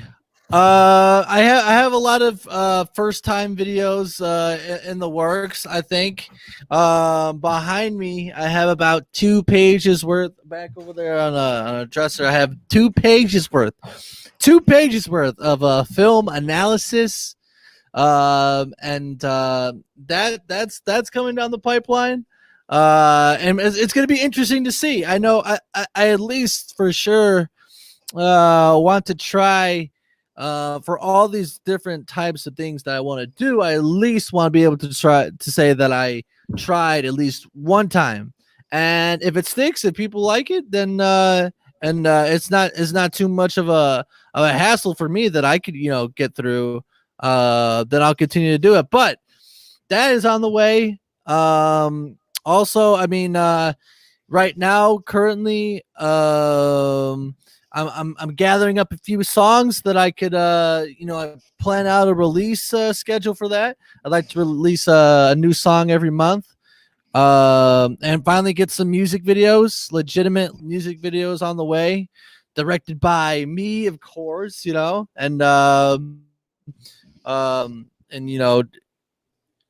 I think one thing for sure that I'm definitely trying to fix is that trying to reach out to other like businesses or venues or whatever to try to increase the locations of my music videos, because just kind of like as an aside, when doing videos and stuff, finding a place that works with whatever concept that you have is kind of a struggle, and you can only do a music video in your house or in your backyard so many times before it gets old, right? So it's like, and just kind of like it's all on the theme of kind of like upping the production value, pretty much. So, what's up, Steve? I have an idea for a music video. Oh, okay. I have a really good idea for a music video. It's been a while since you pitched me one.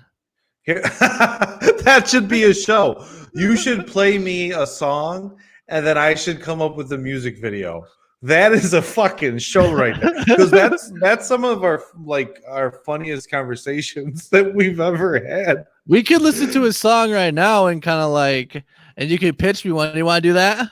Yeah, let's do that. But let me tell you the music video idea that I have. Sure.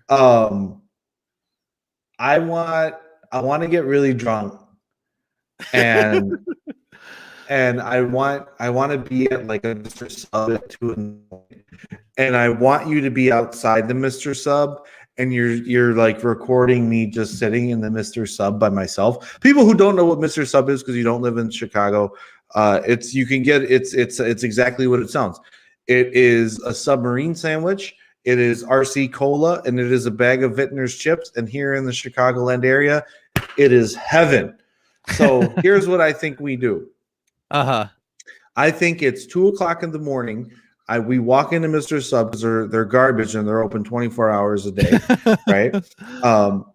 Who the fuck needs a sandwich at 8:00 in the morning, Matthew? Not me. But it's 2:00 in the morning. I'm drunk, and you're just zooming in, or you're filming me from the outside of the Mr. Sub, and like I'm just sitting there, and then the person brings me my sub.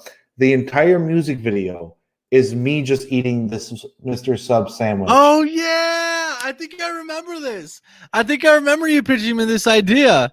I don't know why, but I think that would be a really good fucking video.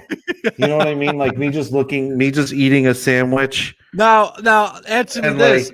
Answer me this: what kind of song? What kind of song will be played like over this video of you eating this sandwich?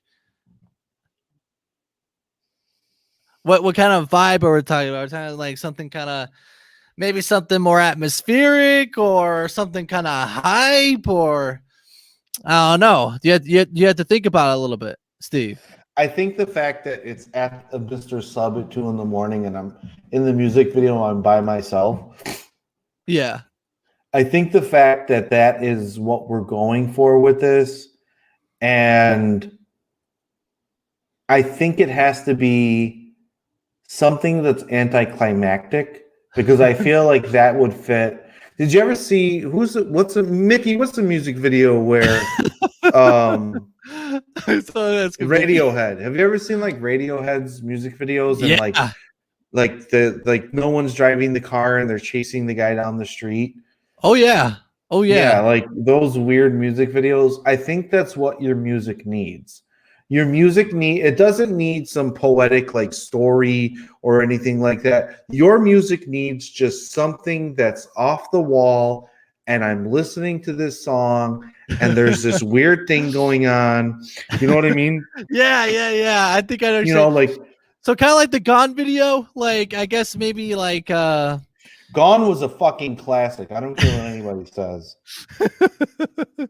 See, was that my favorite out of all the music videos that I've done? You'll never ever do a song that I like more than Gone. Ever. You will. Well, never. you noticed in the promo that I put a little remix of Gone in there. Did you notice that? I did not notice that. No. All right, let's play it again. Hold on, we got it. Hold on. Listen carefully now. The world is always going to try to put you in a box, but I say, break out the box. See, passion can't be confined to one thing or another, and neither can you. And if I can break out, you can too. break out the box, and become a clean one. There you go. So now I hear it. I thought it was the original, but okay, so you still got that beat, you're redoing it. Yeah, I still have it. I just kind of added a new drum layer in there to kind of like revamp it a little bit. But all right. Yeah. Let's listen to a song and let's come up with the music video idea. Okay, before we do that, let's see what Mickey has had. What's she's saying over here? I feel like I broke out my own box every time I applied for and accepted a new position so far in my early career. Well, there you go. That's what do you not think breaking. about that? I don't think that's breaking out of the box, Mickey. As your older cousin, as someone who loves you, that's not breaking out of the box. That's getting your money. Okay, that's what that is. That is getting your worth and getting your money. I do the same thing. Nothing like being drunk at a nearby Mr. Sub. Hey, Mickey knows what it is. This is what he's saying. Okay, so is that correct? 2 a.m. submarine vibes is what he's saying. Yeah. Car Police, IDK. I know that many Radiohead bands. Yes. Dan, that's awesome. Thank you, Amber. I appreciate that. Hope you enjoyed that. But let's see here. I'm gonna pull up one of the videos. Maybe Flake. Maybe Flake we could do it for. There's also Night of the Living Sweats. Anything that I haven't like that I have a lot of songs that don't have a music video. You remember Flake? Do we need to pull up Flake, Steve? I remember Flake. Okay. What do you think? Let's do Flake. Okay, let's see here. Let's go over here. Bada bing, bada boom. Which, if I must say, I do love the little visualizer for it. Yeah, that visualizer is cool. I don't think Night of the Living Sweats would be a good one to do a music video to, only because that to me sounds like Halloween, and we're so far from Halloween. Oh yeah. You know what I mean? Like yeah. That's why.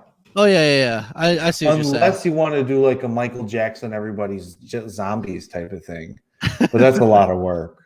I can't even. Yeah. All right, let's see here. We got the Flake visualizer. I think especially the beginning would fit with your 2 a.m. submarine vibes.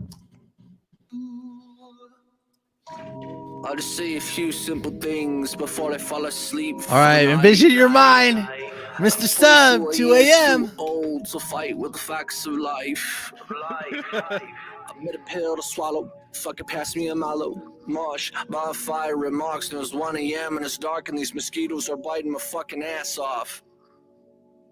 Yikes, I down another mic's legs like Chun-Li. She's sweet as this drink. Her body is on fleek, but she flaking on me. I don't sweat it though. I keep my pores closed. I know about the doors. One opens, one closes. Yeah, I know. I'll be fine tomorrow, but tonight is opaque. She Flake. Oh wait, what?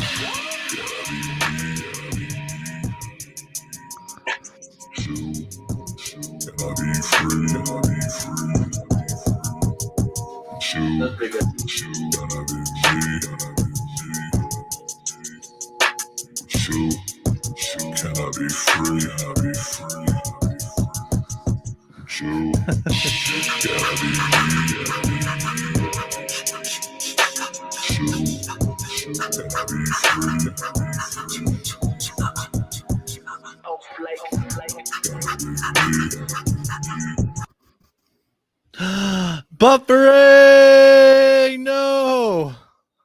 Was that bad? What? No, it's just buffering. Okay, I thought we were gonna get taken down. I like that for 2 a.m. Mr. Sub. You do. Like that. I think that's a good, because the lyrics kind of hit. You know what I mean? Maybe we can get Fiona to like. I'll text her and be like, "Hey, sorry I missed you," and she'd be like, "I don't want to be." You know what I mean? Because in the beginning, your lyrics are kind of saying like, you're kind of saying like somebody ain't showing up. Yeah. So that's why I'm in Mr. Sub 2 a.m. eating alone. I'm ready to do this music video, Steve. I'm ready to do it. Well, it depends on indoor seating on Mr. Sub. Oh shit, yeah. Well, maybe maybe you take the submarine sandwich and eat it outside or on a park bench at 2 a.m. in the morning. I think it loses its nostalgia. All right, well, so let's assume we'll have to do it like at a time post Rona, but you'll be in the Mr. Sub, and then you'll be texting Fiona. Yeah, I'll text Fiona and be like, "Hey, sorry I missed you. Maybe we can get together soon." And she'll be like, "Delete my number." That'd be great. Oh my god! Is there ever an episode I don't mention my wife? That's great. There you go. I'm sure she appreciates it. Yeah. Matthew says, personally, when I hear "there," I think of Willy Wonka Tunnel for the music video. Okay. Well, that's a lot to coordinate, Matthew. So Amber says, trippy. Thank you, Amber. She says, why I said that is because I'm pushing myself to pursue something more challenging. I get really comfortable by staying in the same place. It's not always a good thing for me.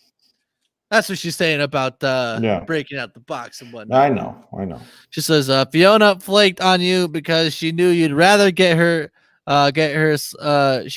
rather get her sleep like a normal person rather than eating a hearty ass sub at 2 a.m. in the morning.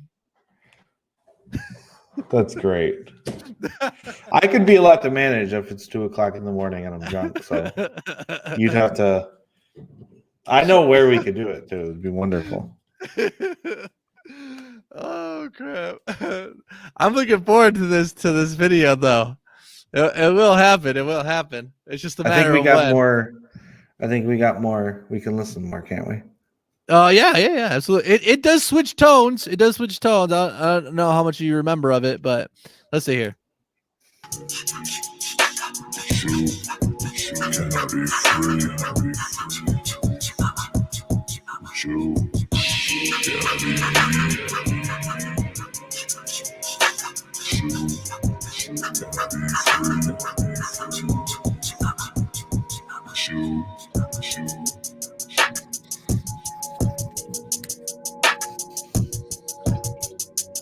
Thank you, Stu, for liking the stream. Appreciate it, man. Thank you.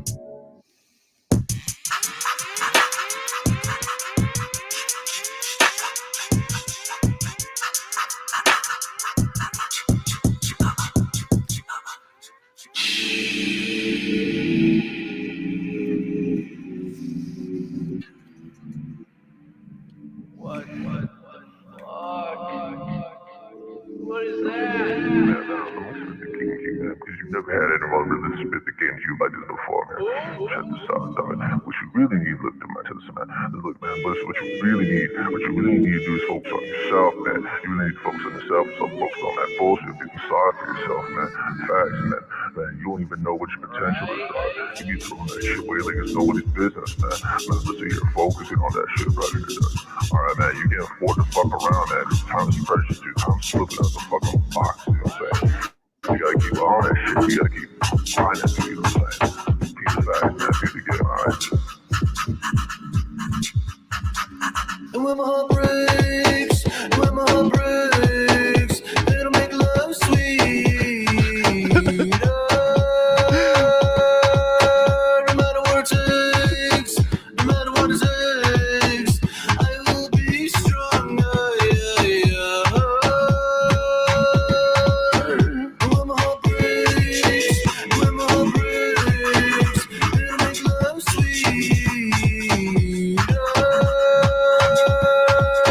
No matter what it takes, no matter what it takes, I will be stronger,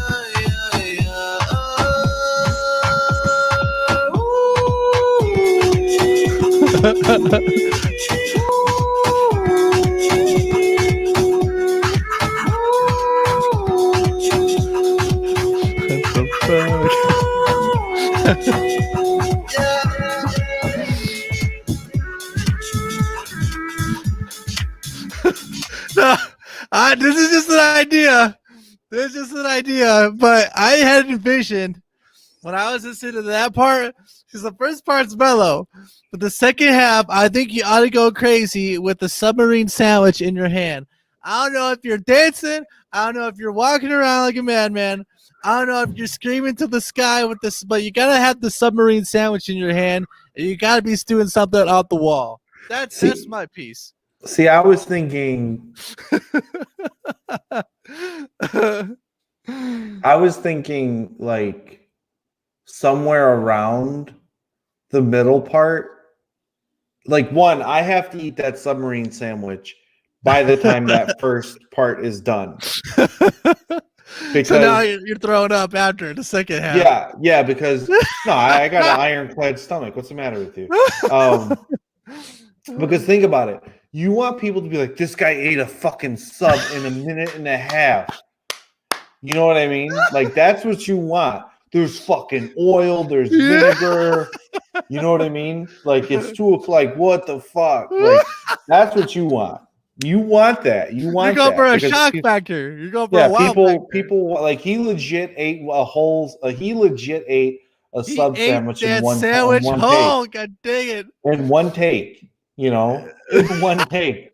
At the bottom, you need to put a thing on there that says this was one take. Oh my gosh, that's so funny. So I think yes. I think the first half I'm hearing 2 a.m. Mr. Sub. Second half, I think we somehow find a transition. Yeah. To where we maybe loop in Matthew.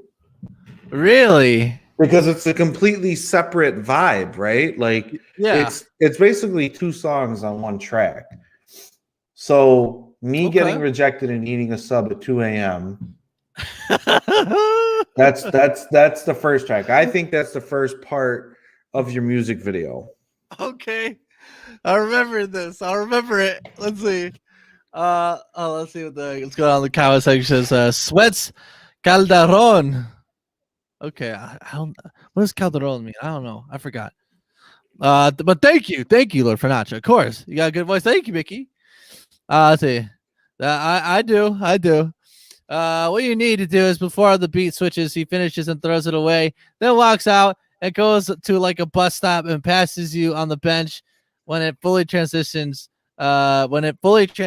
you're in the back behind him singing that part. See, he knows what I'm saying. You see, he knows what I'm saying. Not paying attention to you, just waiting for his bus in his own head. Like you gotta make it. Yeah, like you gotta make it.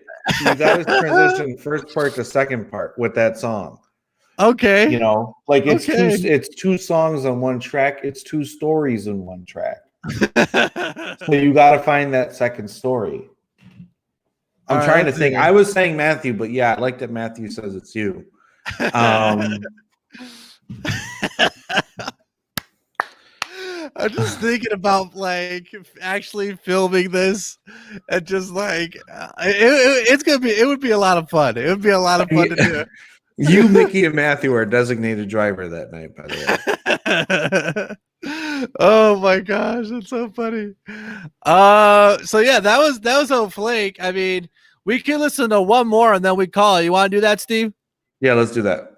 Okay, so we can stick to the visualizers that I have here. Why don't we listen to Turn and Walk? You hear Turn and Walk? You remember that at all? Oh yeah, I remember that one. Okay. Is there one specifically that you would want to listen to and pitch me this idea of a video for, or should we listen to Turn and Walk? I want to be the guy who does all the ideas for your music videos. You don't have to take all of them. You don't have to take all of them. You could be like, nah, I don't want to do it. You're not gonna hurt my feelings. I don't care. I just like coming up with like really random things. That's where I'm really good at. I'm really good at creating. I know you are. I know you are. You've been pitching me music videos for like the longest time. I remember when Gone first came out, and you're already pitching me videos for it. Yeah. But yeah. Why don't we listen to Turn and Walk, and you kind of give me an idea of what could possibly come for Turn and Walk. And Amber, my face is that's my listening face. That's how I listen. That's his listening face. There you go. Okay, so we're gonna listen to this thing. Let's see. And this is a song featuring Conscience. So Conscience would have to be involved in it as well, considering that he is the feature on here. Let's see here. Let's see. Let me share this. Can you hear it, Steve? Yes. Okay, good.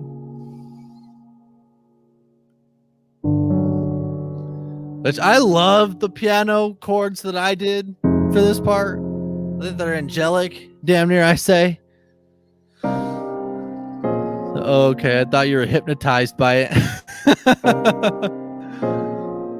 I am. Steve. Oh, I was about to say Steve can never be hypnotized. He has the strong will. All right, let's listen.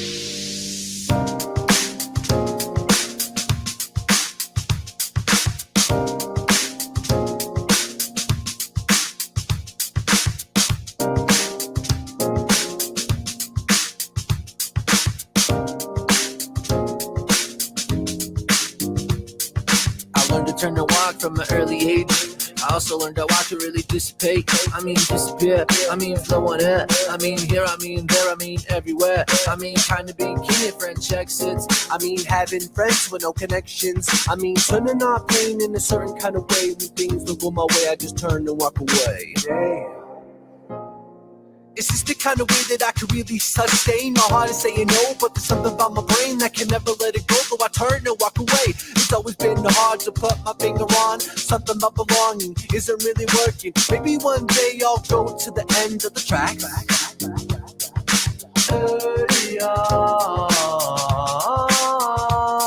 I taught myself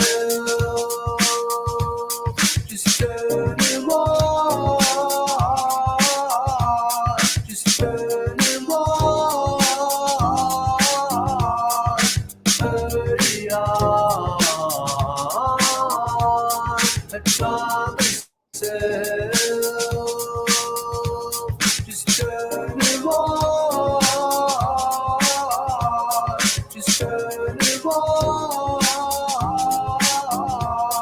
Just envy the leaf on a long summer breeze, cause it doesn't have to think of a life that is free. If that's a sin, I stroll to the gates of the fire like, who am I if Lucifer has had to live a give and take a verse, chorus, challenge and catharsis, mix it in with time and I'll try my best to manage. If I'm paying with this life, with my death, then you can bet that I want the total package. What do you want me to tell you? Some people like stress, and I guess it just isn't my way. Life would be different if I were to face my problems head on, but instead I just turn my whole body around like 180 degrees. I start to walk till I fall on my knees. My life has no direction, I am just headed to follow my feet like I fell from the heavens. I'm honestly lost and just scream for the resonance. Not to please see, I know I'm directionless. Mentioned before and again in my separate sets, I am indebted to be in a deficit. Damn, see, I don't think it could seem as more evident. I have been sitting on the side, looking just to glide. Seems I might have wrecked my only ride. Seems I might have wrecked my only ride. May I also say that I like, because I did this video obviously, and like I love the little snowflakes that are falling down. That's just a little idea, just a little thought out there. But yeah, it actually took me a very long time to get this down, because you know lyric videos, because you had to like, depending on how dense the lyrics are. But let's see, we're gonna get back into another chorus. Early on, I taught myself just turn it on, just turn it on. Early on, I taught myself just turn it on, just turn it on.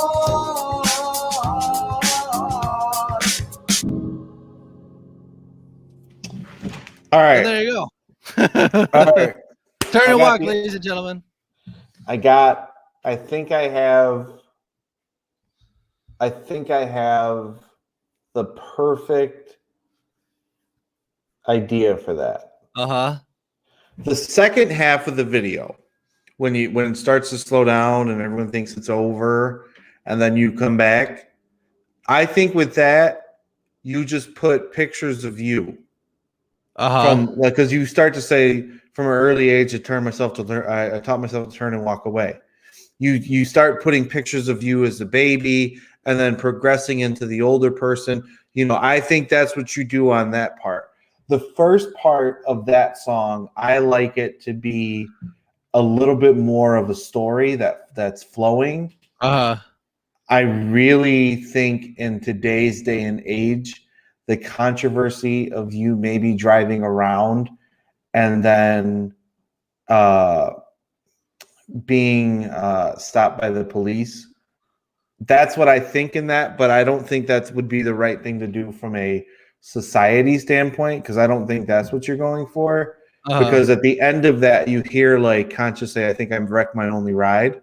Yeah. You know what I mean? And like something, but like that's what I'm hearing on that. But I don't think you want to do that, because I think that that's too heavy of a topic in today's society, and obviously that's not what you and I are about. So I think we're here for a different reason, and you know that's well, yeah. I wonder if it's like hello, officer. License and registration, sure, no problem. Here you go. Yeah, and there you go. And there you go. I wonder if it's like you're riding a bike. Yeah, they pulled me over riding a bike intoxicated. Is that what you're saying? No, because then that's too much. That's too much to like that's a lot to manage. I wonder if it's like you're riding a bike and you have a GoPro, and then like me and Matthew attack you when you're on your bike.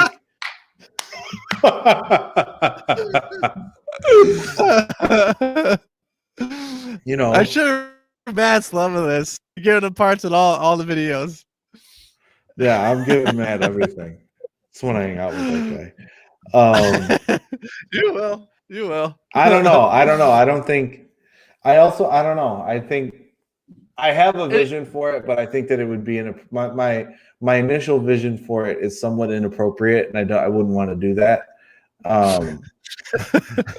Attack him on his bike. Yeah, like he's like we're chasing him, and he's riding his bike, and then we just like I mean, it would be risky. You might hurt yourself, but okay. So Mickey's feeling a little left out here, Steve. You gotta give her a part something.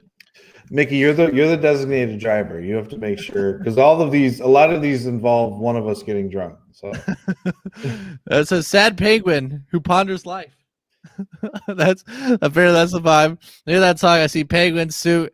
He's in an anxious, scared. He runs away from social interaction. What is going on in Matthew's mind?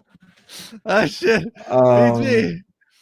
Thank you for that, I appreciate that, bro. Thank you. Thank you, Sinatra.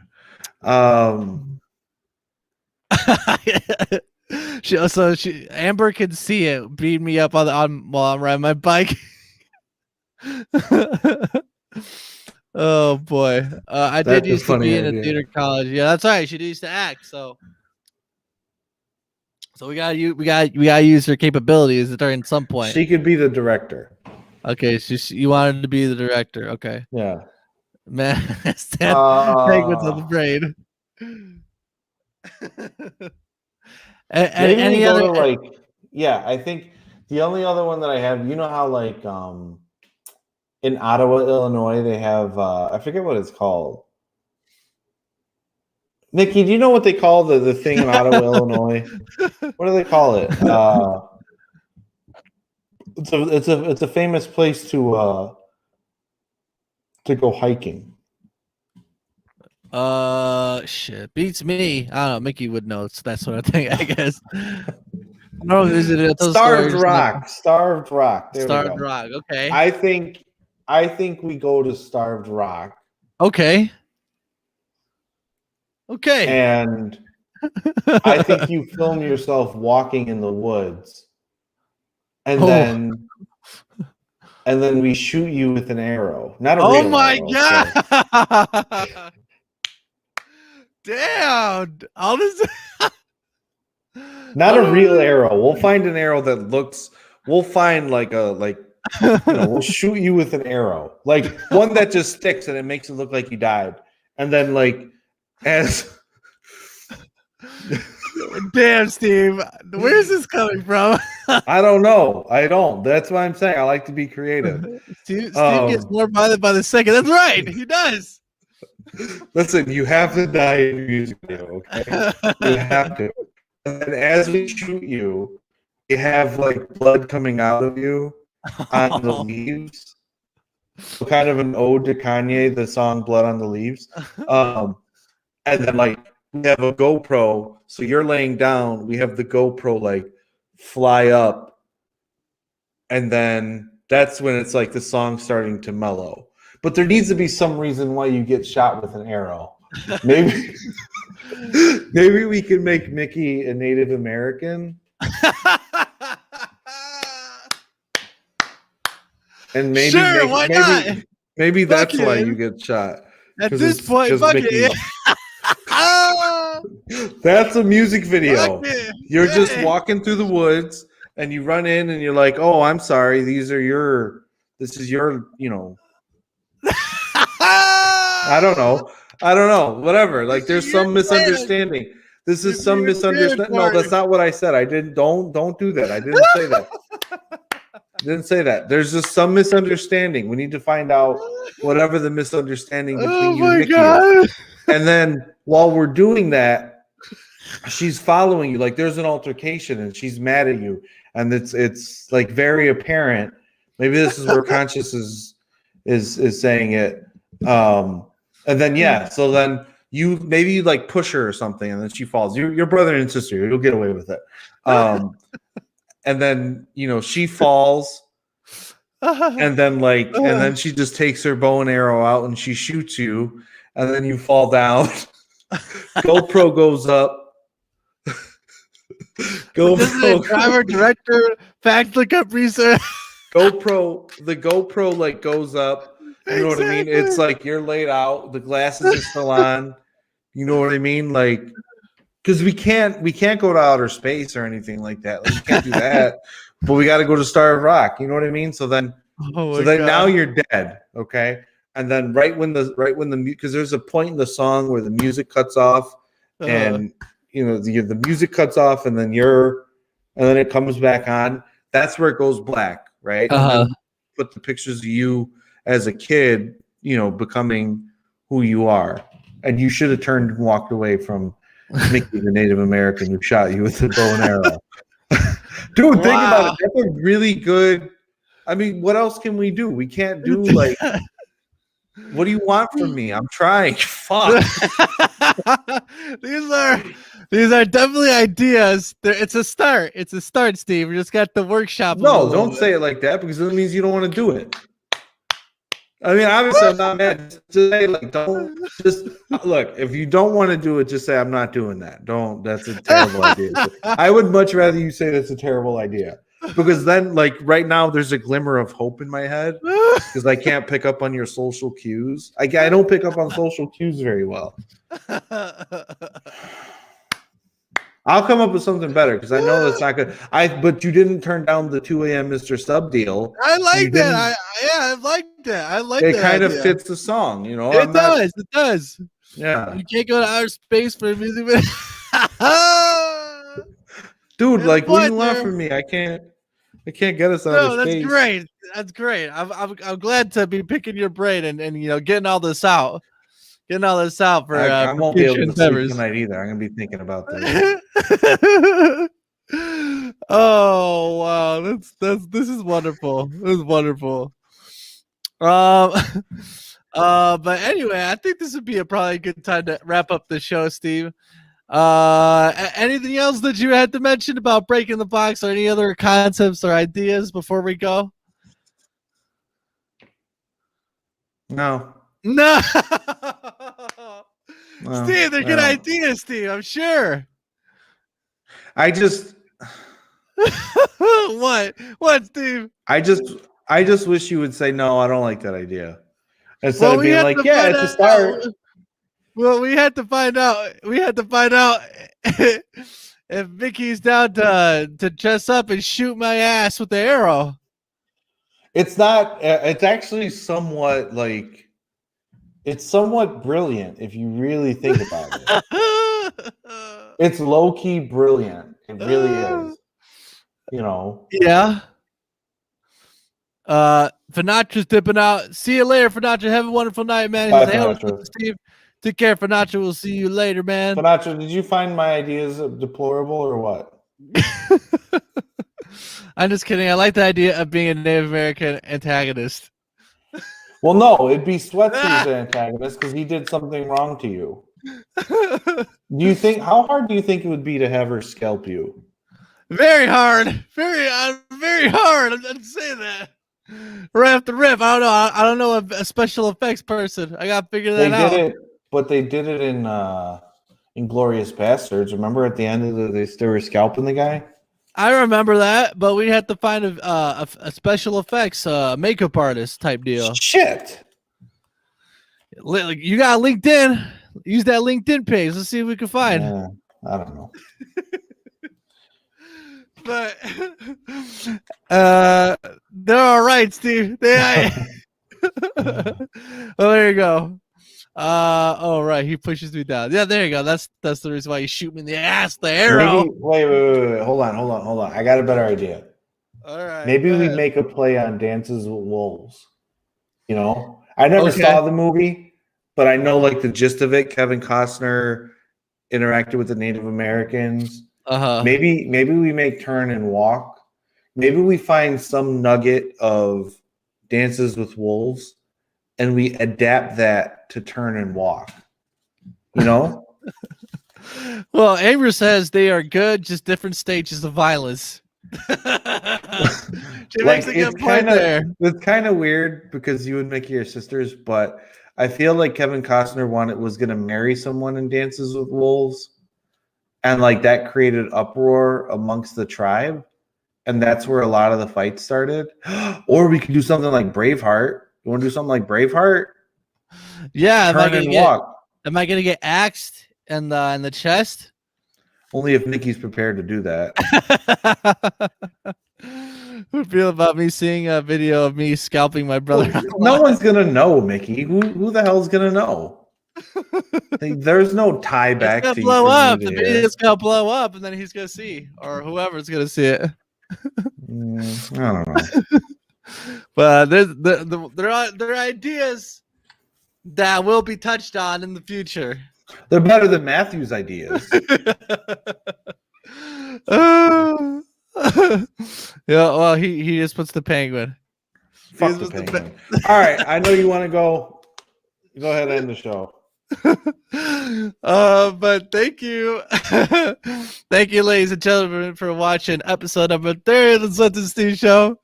We talked about breaking out of the box, looked at some of the old videos, trying to create some new videos with the help of Steve's wonderful imagination and an infinite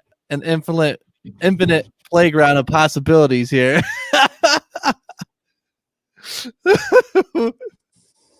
Amber's gonna comment on your face again, Steve. I'm sure of it. You're perplexed. You're stupefied. I'm just invested in being your music video coordinator. Something will happen. I'll tell you that much for sure. Something will happen. But anyway, thank you guys so much for watching. You will catch me next on Friday. We're gonna be hitting that DJ set again. I was really enjoying that. I was putting that together last week, made a lot of progress. I got half an hour more to fill out that DJ set. Then I'll have my hour of DJ set, and we're gonna make a night out of that. That's gonna be a very special event. But that's what's coming next for me. Steve, what's going on with you? Well, I'm going to go to sleep tonight. I'm going to wake up. I'm going to work tomorrow. Then go back to sleep, and then I'm going to work Friday, and then I'm off on Saturday and Sunday. It's Leander's birthday next Wednesday. No way! I'm going to put that in my calendar. I have a 3-year-old on my hands. I am obsessed with my son, and he is obsessed with me. So I'm looking forward to being off. I got some time off from the Roadkill and Jerky Emporium, and I am going to celebrate my son's birthday. I am fully vaccinated, but I will still be wearing a mask and using hand sanitizer. So probably on my Snapchat, I'll probably have something sweet to say to Fiona and funny to say to Lee. Oh, that's wonderful. I'm glad to hear that. Definitely give him a birthday shout out on the Instagram for sure. Let's see some of these few comments before we go. Thank you, Laura Finaccia. I hope you had fun, man. Absolutely.